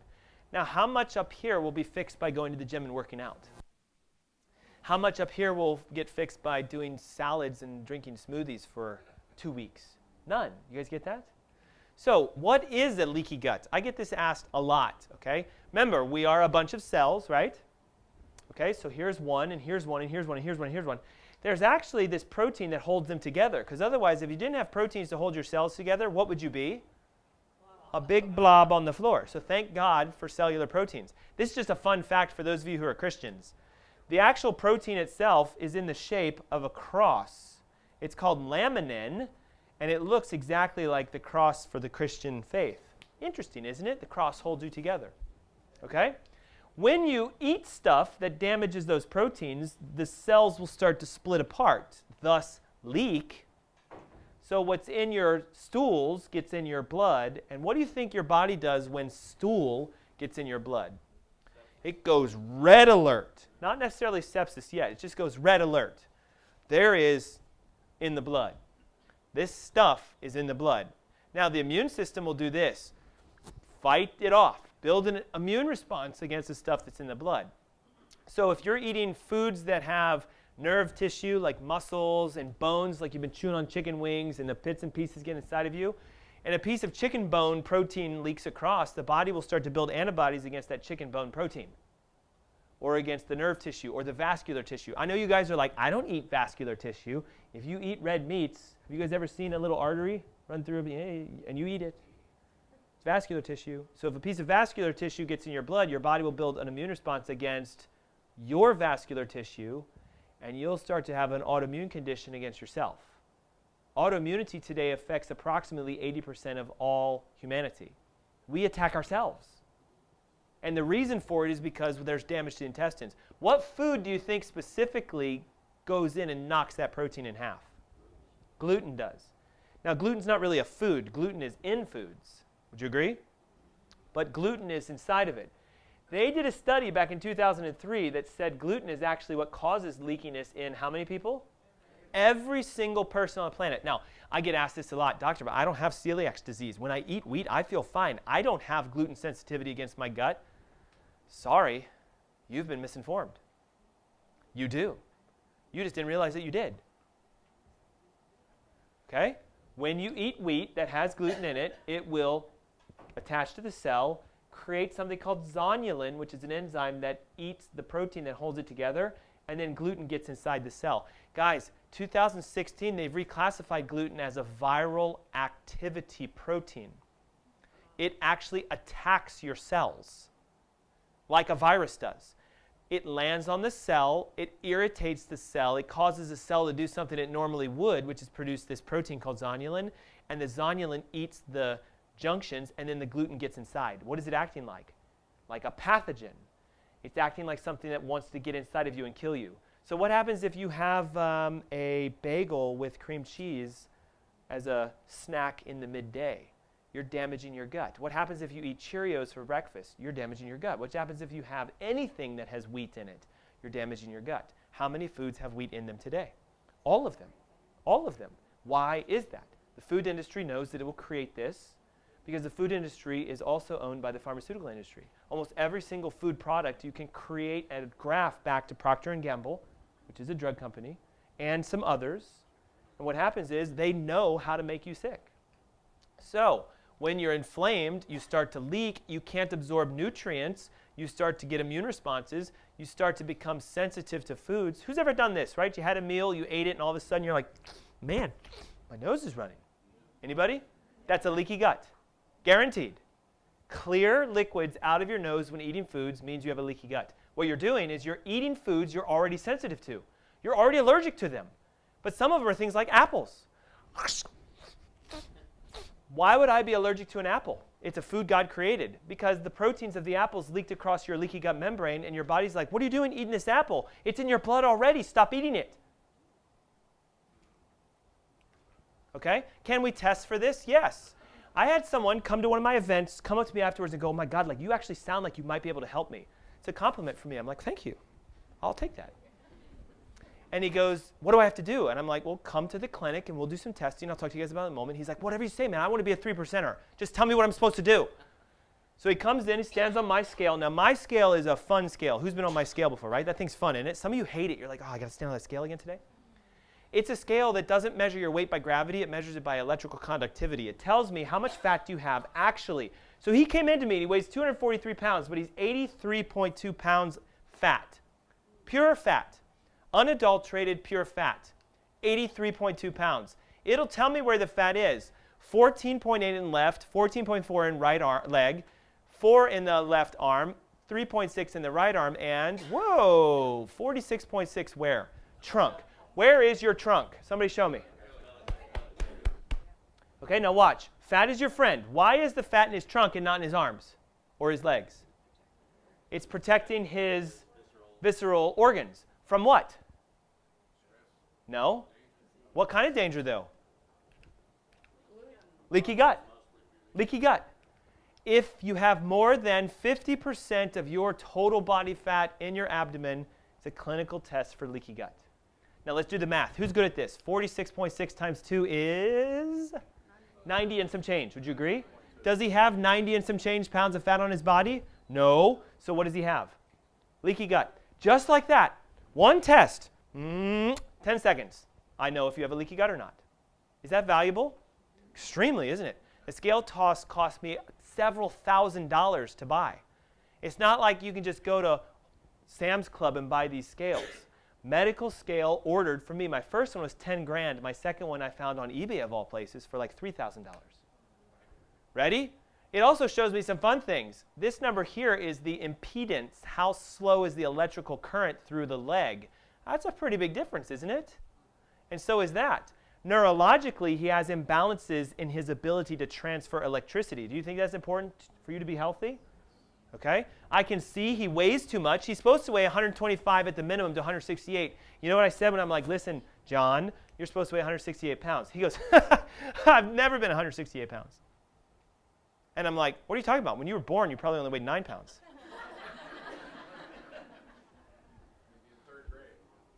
That's the 97%er mentality. I've never been. Really?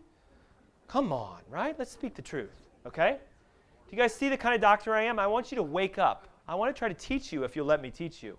So it's baselines, and we can read this stuff. So can we check for leaky guts? Yes, okay? Now watch. I look at the numbers, and I find dehydration, I find high body fat, I find, etc., right? What if we start running blood work? I had another patient. It was the mom of one of my staff members who watched it on Facebook. Hi, Facebook. See that little red camera right there? Let's all wave hi to Facebook. Hi, Facebook. We love you. There's probably close to several hundred people watching on Facebook, by the way. She was watching on Facebook and pings us and says, I want to do this, but I don't live in your state. How do I do it? I'm like, don't let an excuse hold you back. Why don't I send you the labs? And why don't I send you the tests and you go get them done and let's see. Look at her blood work. Sugar through the roof. A1C through the roof. High, all over the place. And I get to run stuff that your medical doctor won't run, and I went, I know exactly what's causing this. You have a leaky gut, because how could you have antibodies against your thyroid and not have a leaky gut? It's not possible. So I can also run blood work and see if you have a leaky gut. Do you guys understand this? We can go deep if you want. And she goes to me, just like probably all of you are like, how do you fix a leaky gut? What are you supposed to do? How am I supposed to correct this? I'll ask you, what causes a leaky gut?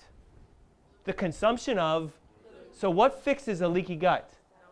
The non-consumption of gluten. Because your body will repair the gut in approximately 2 weeks.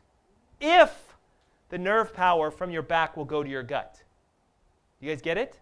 So if I have spinal damage or scoliosis and I stop gluten, my gut won't heal all the way because the nerves won't let it. We'll talk about that. So do you guys know how to start fixing a leaky gut? Yes, you do. Now, how many of you are like, there's no way I can stop eating gluten? Be honest. What kind of bread would I put on my sandwiches then? What am I supposed to have for breakfast? Oh my God, this is too complicated. Shoot, I'm a deer. I'm out. Do you see it? It's what we do, isn't it? It's exactly what we do. So don't do it, all right? So she actually decided to drive in to our clinic. She's like, listen, I don't know if over the phone's going to work. It was a 2.5-hour drive, guys. And she drove in and she said, I want to meet with you. I took a photo in the beginning. I'm like, I want to meet with you too. This is great. Like, you're something. Come on, right? 2.5 hours. One way. I'm like, we're going to take a picture of this because your life's going to change because you are a 3%er. You know how many people say to me stuff like this? You know, doctor, I would love to come see you, but I live in Fort Mill. I'm like, what does that mean? It's like down the street. I had this, right? I'm in Columbia, South Carolina. There's no way. I'm like, well, if you think there's no way, then there's no way. But you can make a way, and guess what? She did it. The furthest I've ever had was from Jamaica. They flew to the U.S., stayed here for 6 months, got really healthy, and went back to Jamaica. So what's your excuse? I don't know. You guys are going to have to figure it out. Literally, almost 6 months. Kaboom. Why did she lose weight? Because she got healthy. Do you guys get it? That's what happens in my office. People get healthy, and then they lose weight. Angela, healthy, and then they lose weight.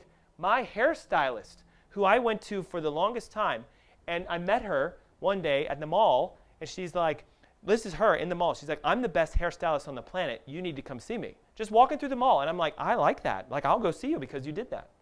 She was shopping, and she comes up to me, and she's like, you really need a haircut, and I'm the best stylist. And I'm like, I do like that. You won't take no for an answer. Now, it's a 30-minute drive for me to go to her salon. It's in Mount Holly. And the whole time I'm there, I'm like, you really need to work on your health. Like, I can help you with this. You really do. You told me I need a haircut. I'm going to tell you, you need to get healthy.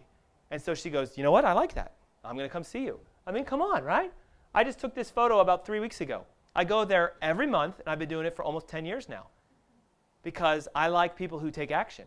And I'll go after them, and they come after us. Come on, right? Come on. You can do this. This was more recent. This is Thelma. Thelma came in, and she's like, I don't really want to lose weight. I just want to get my health back. And I'm like, well, guess what's going to happen? You're going to lose weight. Guys, 215 pounds down to 135 before and after. And she's in her mid-60s. Don't ever tell me I'm too old. I'm too old. There's no way I can do that. I'm old. I'm arthritic. I'm this. I'm that. No, you're not. You are that because you're saying it. You guys get that?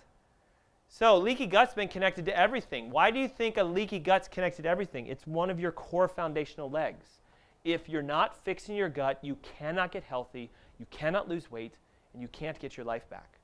It's really easy to fix a leaky gut. I just got to find out how bad it is. How bad is it, and what is it causing? If you have a leaky gut, you have an autoimmune condition, and something in your body is being attacked. And we need to find out what's being attacked. The number one organ that's being attacked for most people is their thyroid. So they gain weight, and they can't remember things, their hair falls out, and they get brain fogged. And then number two is your joints. Your hands get arthritic. Your spine gets arthritic. You start attacking your joints. Does that make sense? Who's woken up in the morning and gone, man, I am so stiff. Like, oh, but if I start warming up, and I drink some water, oh, I feel pretty good by the evening. And then you go to sleep, and the next morning you're like, oh, I'm so stiff. Oh, fuck. That is an autoimmune condition against your joints in your body, caused by a leaky gut. So if you want, right, everybody, if I could just figure out how to not be so stiff, I would love my life. Now you know how to not be stiff anymore. So now the question is, are you going to do something about it?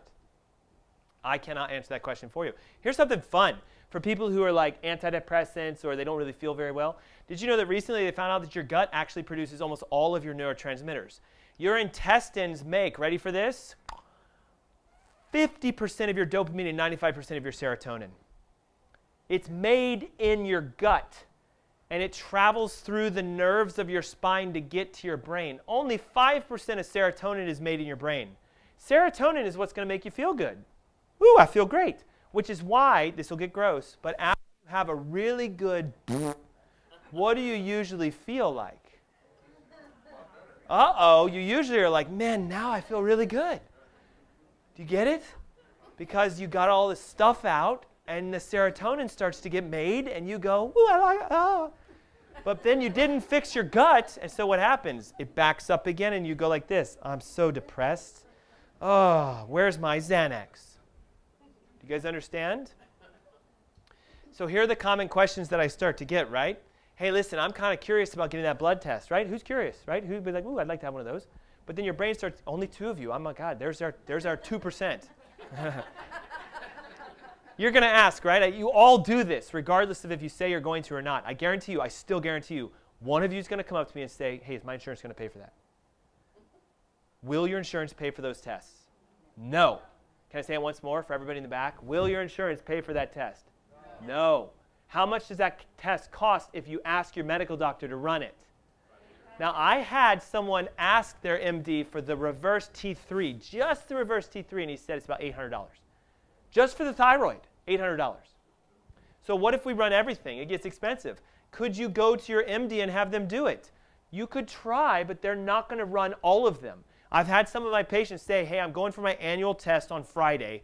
What would be the list I should have them do? And I give them the list, and they come back and go, they only did 2 of them. And I'm like, well, do you want me to run the rest of them? And they're like, well, let's see what their panel says first. It's like, yeah, but these are the good ones. You guys understand? Okay? If you guys decide to work with me, and we'll talk about that in a moment, how long does it take before I get well? And here's the unique thing. Wouldn't you agree that this nice, beautiful young lady up here might take a different time than this nice, beautiful young lady up here, which might take a different time than this nice, beautiful young lady? Why do we have 2 men flanking all the women in the front? You see it? 2 guys, all women. I don't know. This is my husband. It is, of course, and maybe. Ready? Watch. Each of you are unique. There's no way I will know, because people come up to me afterwards and they say stuff like this. Listen, Dr. Ernst, this is a great presentation, but I have, and they start filling in the blanks, and they're like, how long is that going to take if I come see you? I have no clue until what? Till you run the tests. Does that make sense? So since your insurance isn't going to cover it, how much is it going to cost? Okay, guys, in total transparency, remember the $897 thing that I showed you, the little pamphlet? If you just walk into my office and you say, I'd like you to do your base tests, run the leaky gut tests, run the blood tests, run that neurological test, $897 is the retail fee. I will cover $400 of that, making it $497 if you would like it to be done. And in total transparency, it doesn't even cover my cost for the test. So I'm going to help you by covering and just saying, if you can just pay for the blood test, which they charge me $497 to run that test. Why do they charge me? Because I made the test with the lab. The lab says every time you run the test, you're going to pay $497 to us. And I'm like, great, I'll do that. In addition to that, I'll run the leaky gut test. I'll take all your x-rays. We'll look at neurological stuff. I'll give you 1 therapy session, and I'll give you an hour sit down with me one-on-one. It's close to 2 hours of time. All I ask you to do is help me to pay for the fees that I have to pay to run your blood test. Is that fair? Basically, it's free. I just want you to pay for the test. So I'm not in the negative from you coming in. I'm at the 0 point. Got it? Okay, so $497. So now, remember that sheet that had that little stuff in front of it? In just a moment after I go over the second leg and the third leg, there will be an option for some of you to say, I'd like to come meet with you as a potential patient or a client. And you can do that. It's easy. Fill out the form, put your name and information on it, scratch through the $897, write $497, and you go over to my staff in the corner. Simple? Easy? Do you have to do it? No. I want you to decide if you should do it. Does that make sense? I'm totally happy if I leave here today and I don't have a single person that I'm looking for to help them. I'm happy, but I'm also going, man, I guess I wasn't able to, I didn't get in their heads. Because honestly, you guys should do this. It's like the greatest thing on this earth. You should do it. So if we start to fix our gut, which how do we do again? We stop eating gluten, and we let our body heal by itself. Now we need to pull all the stressors out. Give me an idea of what is a chemical stressor for you guys. What makes you more chemically stressed? Cleaning products. What else? Water, right? Because the water's got a lot of stuff. Chlorine, fluorine, and medications and all kinds of stuff in it. Cigarettes, bad air. What else? Prescriptions. Now we're getting somewhere. Because remember I said, how long can I go drinking Charlotte City water before I die? Quite a long time, actually. But how long can I go taking medications before I die? Not nearly as long. There are things that are more toxic than others. Would you guys agree? Now, did you know this? That if you're going to list them in an order of the most toxic things on this planet, medications are by far, number one, the most toxic. But number two are the foods that you eat.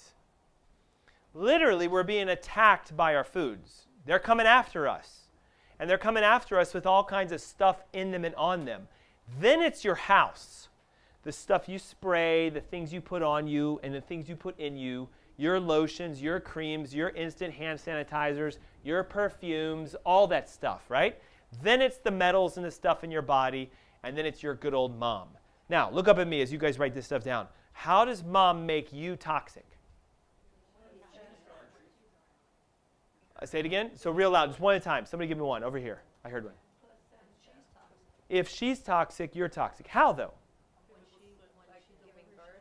Oh, wait, right? So by delivering you, you inherited your mom's toxicity. And there's one fun thing about human beings. No matter if you're male or female, all of you came from a mom. Literally from within your mom. So her toxicity travels into you. Did you know right now today, have you guys seen this? They're doing studies where they pull blood out of an infant from their cord, the cord blood, and they've now found over 300 toxic chemicals inside the infant's cord blood. So before they even take their first breath, they're bathed with chemicals. So is it a good idea for us to detox for our future? So notice my why just changed. I'm not detoxing for me anymore. I'm detoxing so that my kids aren't toxic, so I can maybe break the generational curse. Now, here's what's crazy. How many of you have been told your high blood pressure is running in your family? It's your genetics. You have really bad genes. What they don't want to tell you is actually your high blood pressure is coming from the chemicals you inherited from your mom. And those came from the chemicals that she inherited from her mom. And she from her mom, and she from her mom, and she from her mom. That's why this disease runs in your family. Not because of your genes, but because you guys are transferring the chemicals that stimulate this stuff from generation to generation to generation. Do you know that? It's not your DNA. It's what turns your DNA on, which are all the toxins. And the challenge with a lot of us is our parents grew up in the lead generation. And their parents grew up in even worse generations than that as far as chemical toxins. Big players that we don't use anymore, but they've been traveling through. I ran a test on myself. Ready for this? My lead was so high that the test came back saying, you're so far off the charts, we had to dilute your urine 5 times before we could even get it to come into the normal range. 5,000 times the normal amount of lead inside of my body. From my mom. And she got it from her mom. My grandmother grew up in the lead generation where there were leaded paints and leaded gasoline and leaded everythings. And that got into her, and now it's inside of me. Now, why would my family all have type 2 diabetes and I don't? I got the lead out. That's a whole nother conversation. If you think about it, the actual number of people that die from gun accidents pales in comparison to the people that die from that. But what is the government trying to do? Take all guns away. Isn't it weird? Why aren't they trying to take all pharmaceutical prescriptions away? Why aren't they barricading the hospital saying, don't go in there, you're going to die if you go in there? Because there's way too much money in that, way too much. Medications kill more people than even illegal street drugs. Pharmaceutical drugs, by percentage of death, heroin, cocaine, morphine, etc. They want you to be so scared of the things that you think are going to harm you, when actually what's harming you is what's right in front of you and you don't even know it. It's a scary world, isn't it? Who's heard of an obesity gene? Anybody? It's a food you eat that turns on your obesity gene. And now, ready? Just hold it before you start panicking. If you have a pulse, you do have a gene for obesity. All humans have a gene inside of them that, if activated, will make them ridiculously gain fat.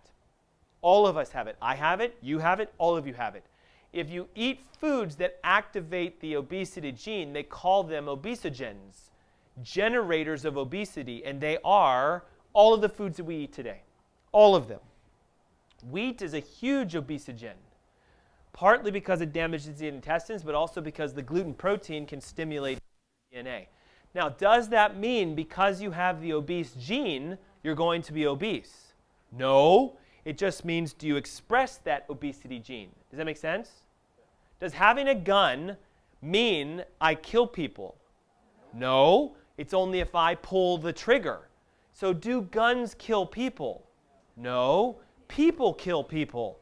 Do genes cause disease? No. What activates your gene causes the disease. Do you get it? Okay. Obesogens. They look like all the wrapped stuff, all the chemically toxic foods, and everything that you guys eat. This is an obesogen meal. And yet, I know some people are like, ooh, it is 1 o'clock. I'm getting hungry. Show me the obesogens. The bun, why? Wheat, why? Chemically sprayed non-organic, why? Chemically sprayed non-organic, why? Sugar, why? Chemically sprayed non-organic, why? Hormone produced, why? Fried with wheat and hormone injected antibiotic grown, why? No, French fries don't have gluten. Fried in what kind of oil? Vegetable oil. Do you guys know this? Your average restaurant fryer holds several hundred gallons of oil. Coconut oil would be great to fry potatoes in, but they cost about $30 a gallon of coconut oil. So several hundred gallons times 30 is a really expensive fryer. But Wesson oil, peanut oil, canola oil is cheap. So they can glug, glug, glug, glug, glug for only a couple dollars and fry in it multiple times and save a ton of money, and you get sick. And you never ask, hey, what kind of oil do you fry your foods in? And half the times the servers are like, I don't know, because no one ever asks. Okay? Obesogens. And listen, I grew up on all this stuff. All this stuff. Man, I've had every single one of these and more. Right? How many of you had salads putting ranch on it going, oh, I'm eating a salad, I'm getting healthy? Right? Right. Anybody know what this is? It is what turns into hot dogs. It is what turns into boneless chicken wings. It is the leftover remnants of the animal products, bones, skins, tissue, joint, cartilage, ligaments, that they grinded to a mush. Why is it pink? Can someone tell me? Because it has ammonia in it to kill all the bacteria. Then they bleach it or they dye it the color of what you're about to eat. So if you go to McDonald's, you have a high likelihood that those boneless chicken wings are actually this stuff. Now, I don't want to gross you out, but this is the new pink slime. Because everybody's been fighting this. You guys realize? Like, we all know what pink slime is, most of us. And there's lobbying against it. But this is the new pink slime.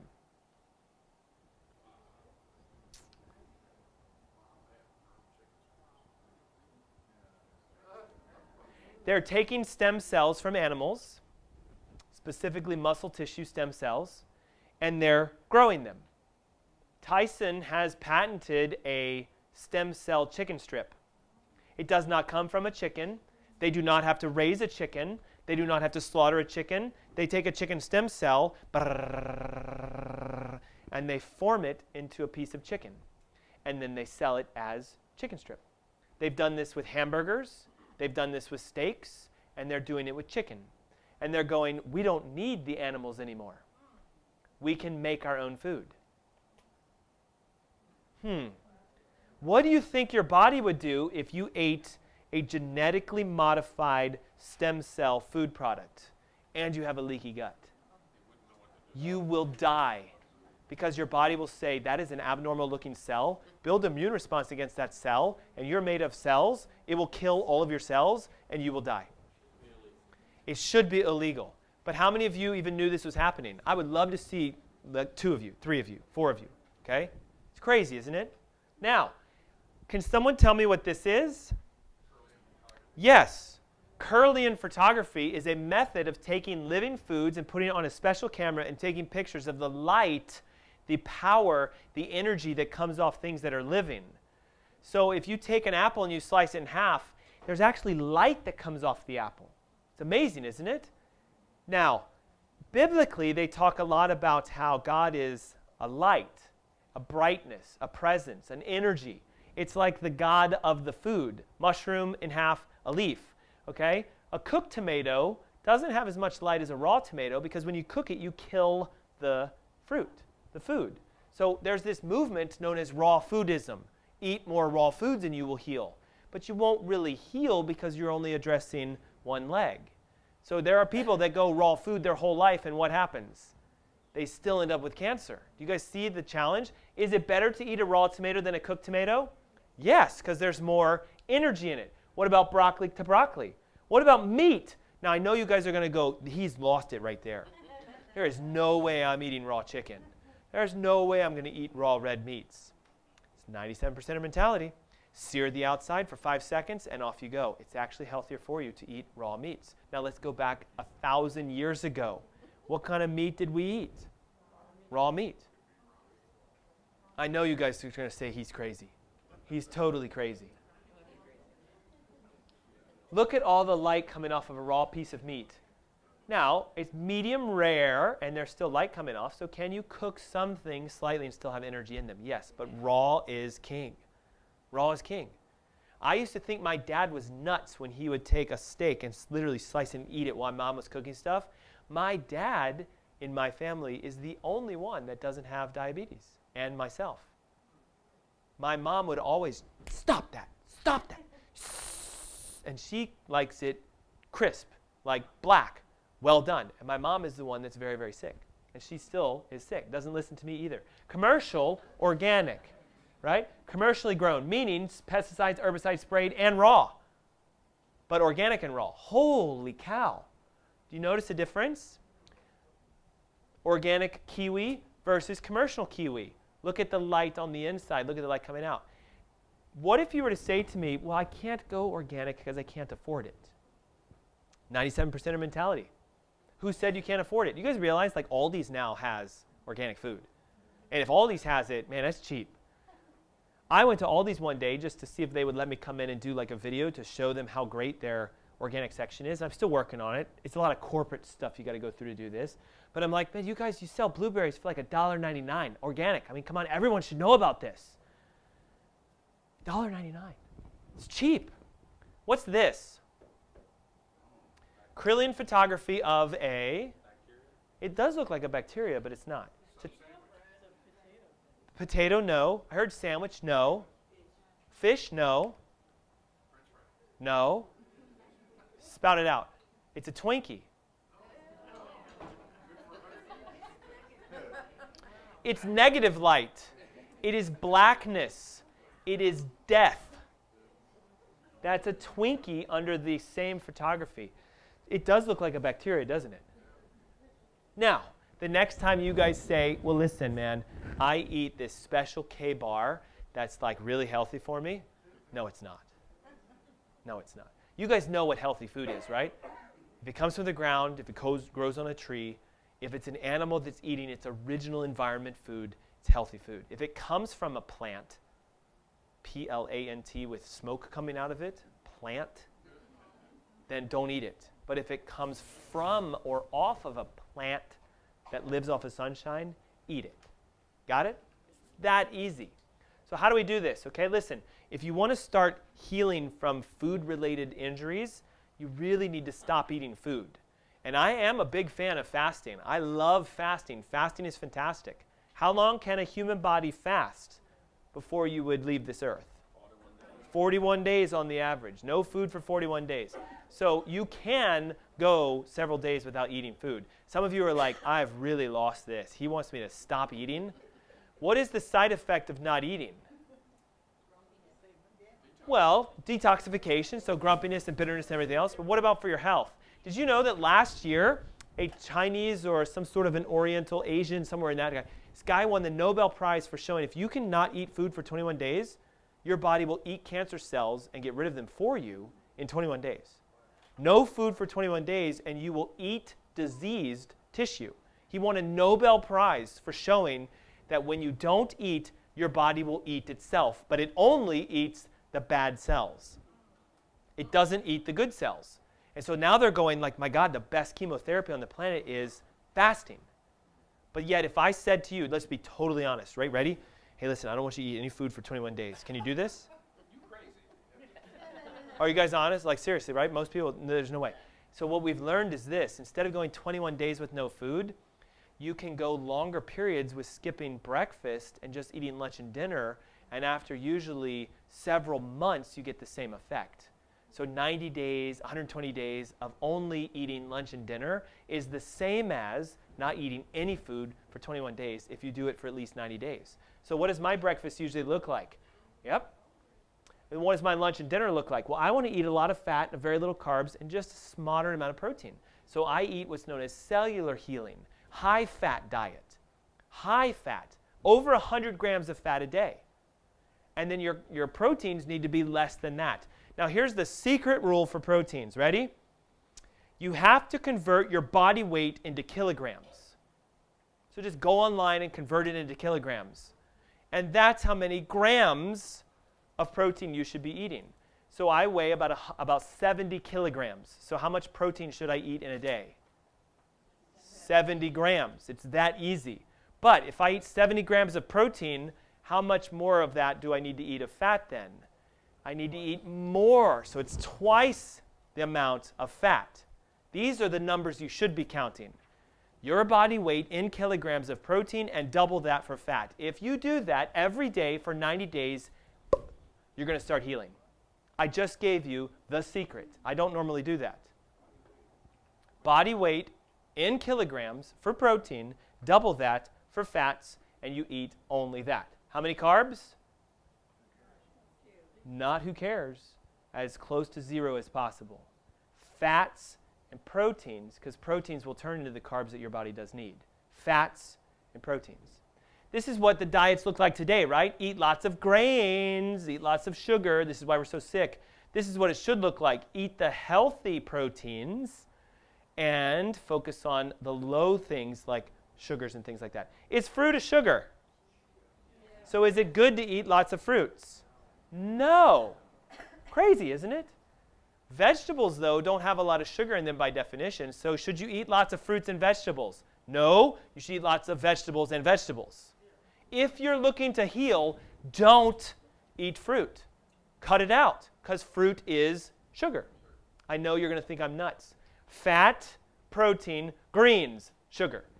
We call it the healing diet.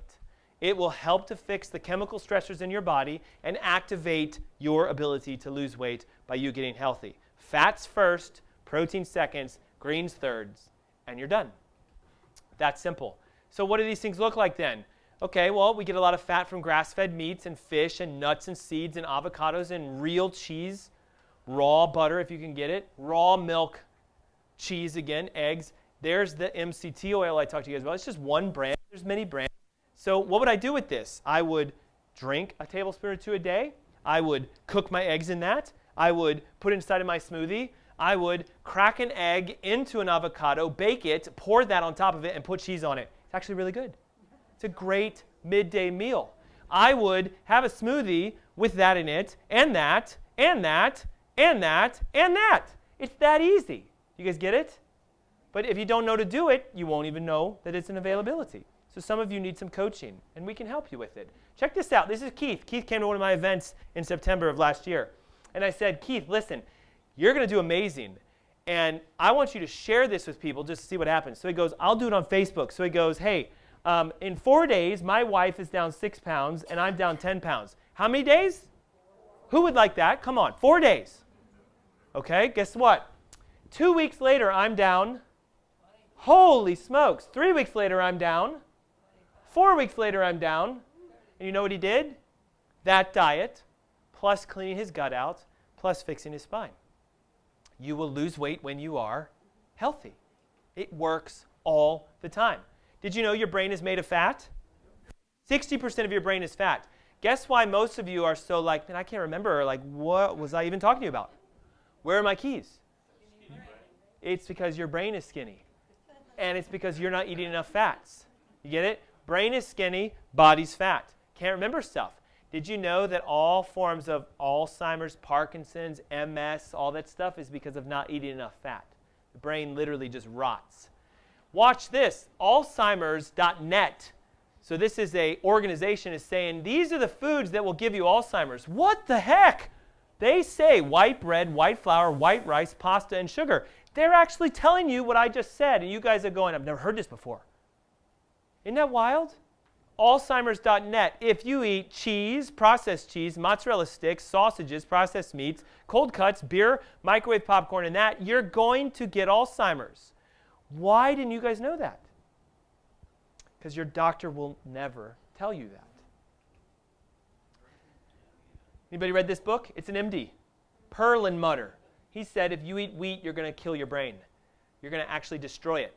You're going to create insulin sensitivity resistance in your brain, and he's terming it type 3 diabetes.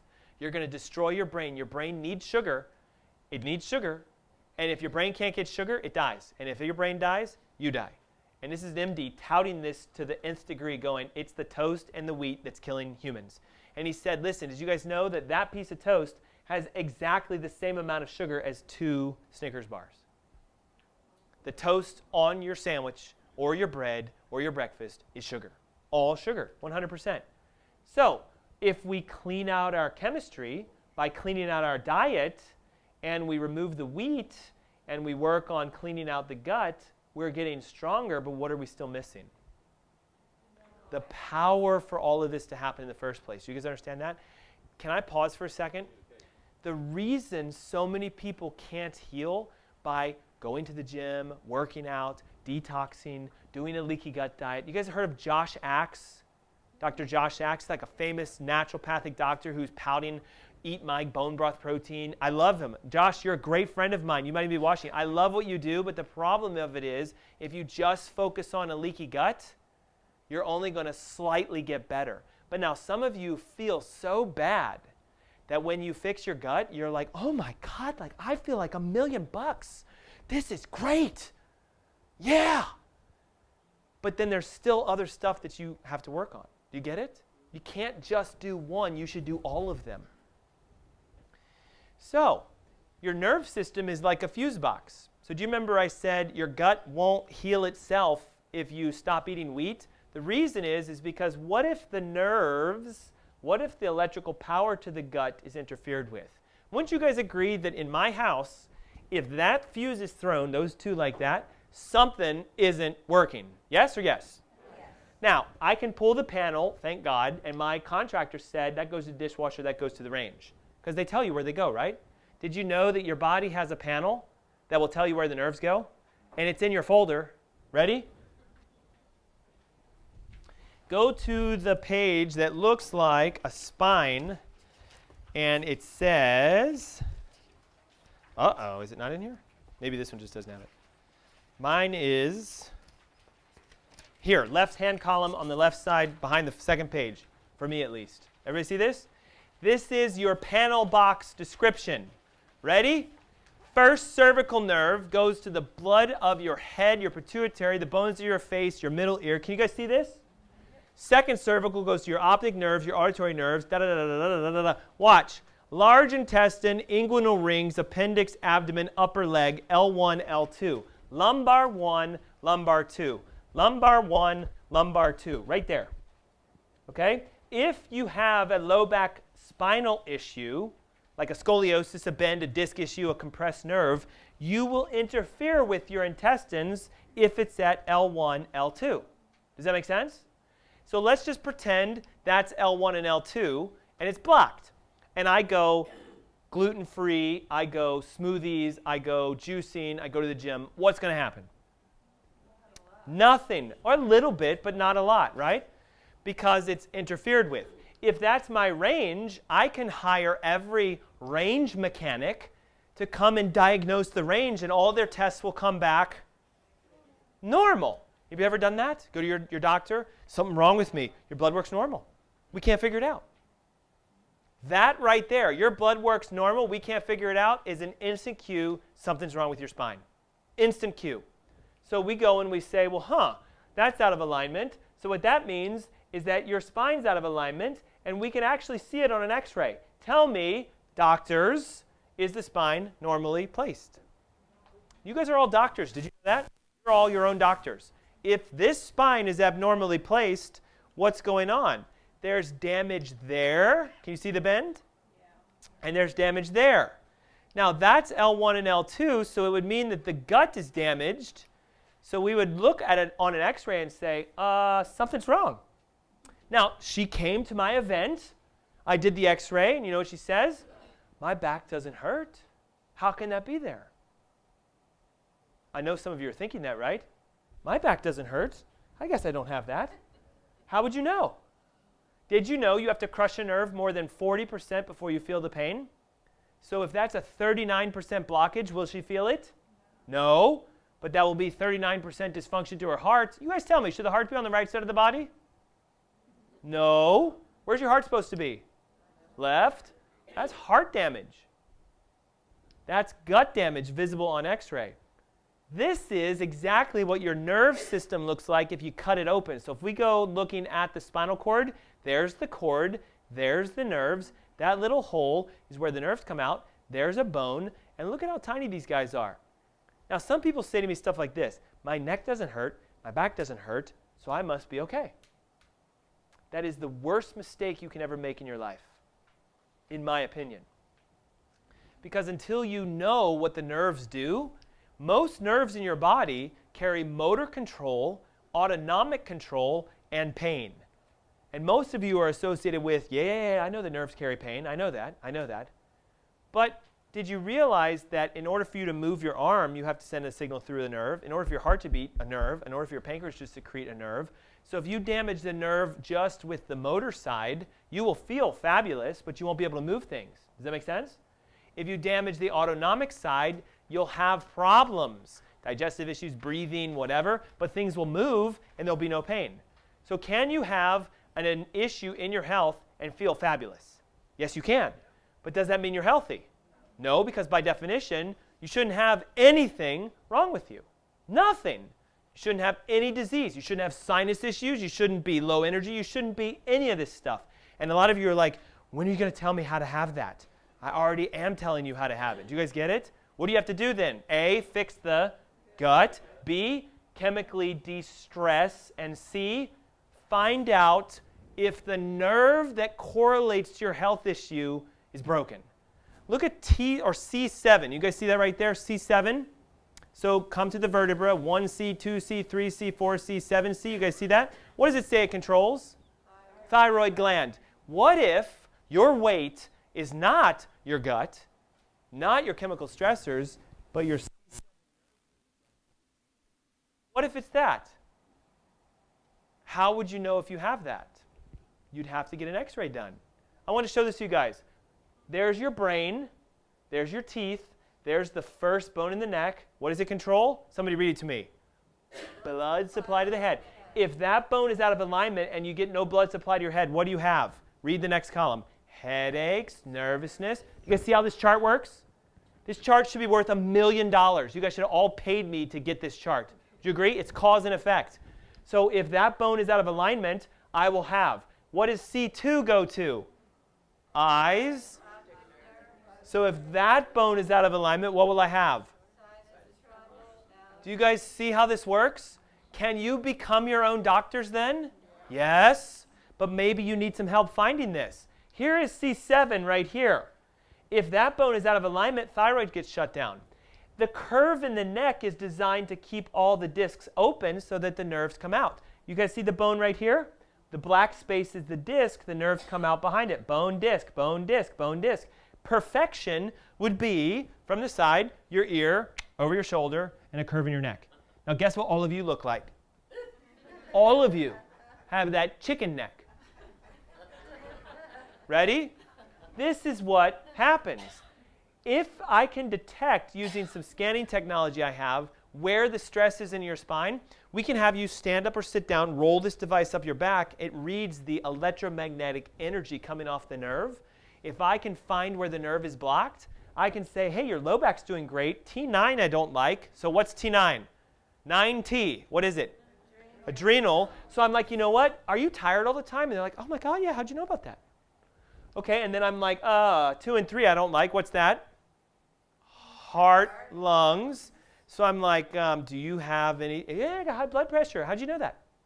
Then I go, oh God, look how bad. 7, 6, T1, 2, 3. So what am I thinking? I'm thinking headache, sinus trouble, hay fever, stiff neck, bursitis, asthma, cough. The woman literally goes like this. How did you know all about that? All I said was my neck hurts. How do you know that about me? Cause and effect, guys. Cause and effect. This is what Angela's neck looked like when she went to work with me in the beginning. See how straight as a board that thing is? Okay? Look here. Is that disc open or closed? Is that one open or closed? Open or closed? Good or bad idea? If that was yours, what would you want? Open, right? Now, how many of you have been to a chiropractor before? How many of them opened the discs in your neck and showed you afterwards with a re-x-ray that they actually moved? Ooh, you came to my office. Come on. I know, we're shaking our head. We're like, no, what they did was they said, look at all this, arthritis. That's why your neck hurts. Crack, crack, crack. And they go like this, right? Is your neck feeling better?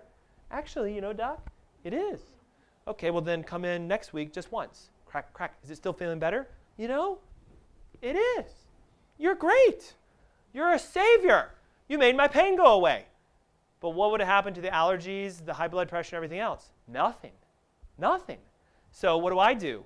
I do what's known as structural work. Those of you who have been to my office before, right? It's different, isn't it? We shake you, we put weights on you, we pull you apart with love. It's a machine, it kind of just pumps you down. We pull the spine very gently open. And did the disc open? Did the disc open? Yeah. And she lost how much in her first 2 months? 35 pounds. I did nothing with her diet at that point and nothing with her exercise. We were just moving bones. And boom. Now, this is her as of today. What was the curve supposed to look like? There's normal. What is her curve? Near normal. So Angela is now healthy. Do you see the difference in the approach? That's what makes what I do unique. It's the approach. So if the scan looked like that, and then I rescan and it looks like this, I'm happy, but I'm still going, I want it perfect. You guys understand? That's just me. And hopefully that should be you as well. This chart will save your life if you have a nerve connection to your issue. And a lot of you have various issues. So, is it a good idea to test, or should we just guess? I wonder if I have that. Doc, I don't feel it, so I don't think I have it, so I'm not going to get that test done. I don't really want the chiropractic side of stuff. I have a chiropractor. Can you run my blood test and everything else? The chances that your chiropractor does what I do is minuscule. Minuscule. And I'm going to do it for you anyway. It's going to be free. You guys will get all of those x-rays included in your VIP package if you want me to look at it. I think it's a good idea to test. Tell me something. From the front. Guys, we're okay. Like, I see people you probably just have to use the bathroom. It's only 1:30. We good?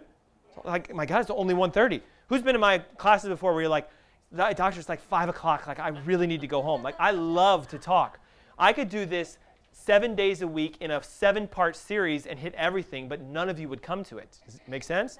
Now, just pay attention. This is really important. Don't you agree from the front we're supposed to be straight? But a lot of you have this. One shoulder's lower than the other, and your ear tilts to the side. If you don't believe me, go home and have someone take a photo of you. Close your eyes, stand up straight, and you're going to go like this. All of you will go like this or like this, one way, typically. Okay? If I take an x-ray of it and I see the skull is sliding, I know from the front now I got to help you. First bone, second bone, third, fourth, fifth, sixth. So watch, ready? Watch. Why would someone say something like this? Man, I get a lot of spasms in my right shoulder. My massage therapist keeps massaging it, and it keeps coming back. And my right shoulder hurts, and my hand's going numb only on the right side. My left is totally fine. Everything's perfect. Why? Because you're crushing one side. Do you get it? Why do women get breast cancer in one breast and not the other? Because they are crushing one side. Why do we get sciatica on one leg and not the other? We're crushing one side. Can we find the side it's crushed on? Yes, with an x-ray. I take a very special x-ray. We sit you down, we block your eyes, you can't see out, and we ask you to sit up straight. Now all of you will go like this. I'm sitting straight, doc. Okay, great, hold still. Look at this, I found it. Or you'll look straight, but what's the problem? Is this bone evenly placed? Note the even placement. Is this bone evenly placed? So even though when this lady sat down, she was straight, she opened her mouth, and I'm like, oh my gosh, your bone has been pushed to which side? That way. So if the nerve is crushed here and it's wide open there, everything down that side will be affected. And she was coming to me because her knee was not working. She's like, I have so much pain in my knee, it swells up. And now imagine, I'm like, hey, it's in your neck.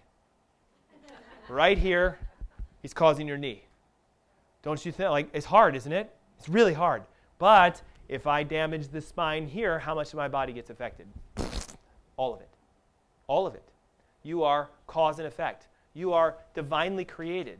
You are an energetic being that can heal itself if it is not interfered with. If you don't believe me, go break your bone and watch it not heal. It can't not heal. It always grows back together again, doesn't it? But for some of you, it takes longer than others.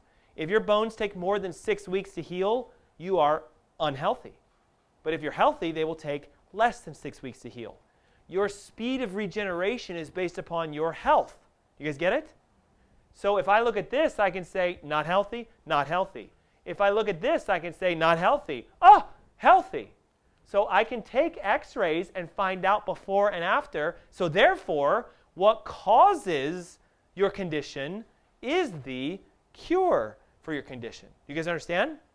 If a leaky gut is present, it's causing your condition. Therefore, remove the leaky gut, and you no longer have your condition. If chemical stressors are causing your condition, move the chemical stressors away, and you will no longer have your condition. If the spine, and here's the kicker, almost all of you have a combination of all of them. It's very rare that someone comes in and their spine is perfect. Very rare that they come in without a leaky gut. It's been happening as of late where I'm going, well, it's only 47.5% fat. That's pretty darn close to 50, wouldn't you agree? So you don't really have a full-blown leaky gut, but it's leakylessness. It's almost there. Do you agree? What do you want to do? Do you want to fix it when it leaks, or do you want to fix it now? One of you said now. That's so exciting. And that's because we're already doing that. I think I'm losing all of you. But we're almost done. So here's what happens, guys. Do you remember in the beginning I said, what do you want? What are you guys here for? I want to lose weight. I want to get my thyroid fixed. What was the secret, though? Your goal must have a why, and the why must have a plan. Okay? You can't just want something and not have anything behind it. So, if you think about it, we're sitting on this map right here where you get to make a decision. You get to say, you know, this was the most crazy, outrageous thing I've ever come to, and I don't think I'm going to do any of this. It's an option you guys have. Some of you might go like, wow, you know, this was wild. I'd love to look into this a little bit more. Great, you have all my info. Do you guys know that every seminar that I've done for the last year is online on Facebook? You can just go watch all of them. You can watch leaky gut seminars, thyroid seminars, autoimmune seminars, but you know what? There's a problem with that. Information overload will usually lead to no action. The more you look into stuff, the more you don't do stuff. Would you agree? So sometimes you just got to say, I'm going to do this. Now, you have the decision to decide to get tested, to look at your spine, your nutrition, your detox, and that's the road towards health. If you have a red folder, all that means is I haven't had the privilege of doing that for you. And I'd love to know, would you like me to do it for you? When Angela said we're across the street, literally, if you walked out this door, walked across the street, my clinic is in that building right there. I picked this hotel for a reason. You cannot tell me that you can't get to my clinic because you got to this hotel. You guys understand? That excuse is dead. It's gone. Now, you might say stuff like, I don't have $497. Okay. Whatever you do, it's great. It doesn't matter to me. I have the $497. Great. Do you want to use it? Do you want to do this? You get to decide. Does that make sense? Now, I can tell you, it's a heck of a deal. 2 full hours in my clinic over 3 days, 30 minutes to test everything, 30 minutes for me to say, hey, listen, here's what we found, and here's what I would love to do, and here's what I'd like you to do. Do this. Let me do this. Come back in a couple days. Let's sit down for an hour, and I'm going to show you everything you should do, and then it's your decision if you want to do it. And some of you right now are going to go, well, is my insurance going to pay for that? And the answer is no. So can I be totally transparent with you guys? If you want me to help you, just like I covered half of this, more or less, I will actually pay for half of your care for you. God has blessed my clinic to the nth degree, literally. I can basically say, would you like me to pay for half of your care? And I will pay for it for you. But there's a catch to that. Whose care do you think I'm going to pay for half of? The person that says to me, no, I think I'd like to try this. This sounds like something that might work. Am I going to pay for that person's care by half? No. I'm going to pay for somebody who says, you know what, let's do this. I'm all over this. If you tell me I'm going to do it, I'm going to do it. I'm looking for a 3%er. Does that make sense? And that means right now, you guys get to decide if you're a 3%er. Do you want to get testing done? Don't let the excuse of, I don't know my schedule, I didn't bring my schedule, I don't have the money. You can make it happen. My staff is incredible. They have ways of helping you guys with it. So in just a minute, all I ask is this. If you would like an appointment, take that sheet out, that little half sheet, and you have to help us because the line's going to get long. I promise you it's going to get long. Over here on this column, you see where it says Monday, Tuesday, Wednesday, Friday? Circle a day that would be the best for you. It doesn't mean you're necessarily going to get it. So as an example, if you're like, man, I could do Tuesday at 4, circle it, but then give us a second one and maybe put a star next to that one or some way of us knowing different. Usually circle the one you want, put a star next to an alternate. So that if you come up and my staff's like, I'm sorry, that 3:30 or 4 o'clock time on Tuesday doesn't work, but we can do that time on Monday. Do you see how it works? They will schedule stuff for you. Now, the $497, is that something that you guys have to pay? Yes. Okay. Do you have to pay it right now? Yes, because there's only so many appointments that we have, and I'm looking for you to commit to your appointment. If you need some assistance, talk to my staff about that. That's what they're here for. Does that make sense? Okay, so all I want to do is do a slight exercise with you guys. If you think about it, and you look at the idea of getting this test done, doing the scale test, getting the x-rays, doing everything else, if you were to go to a bunch of other people, a nutritionist, a physical therapist, your medical doctor, etc., you're looking at roughly almost $2,000 worth of stuff. $2,000 worth of stuff. $497 is what I'm asking.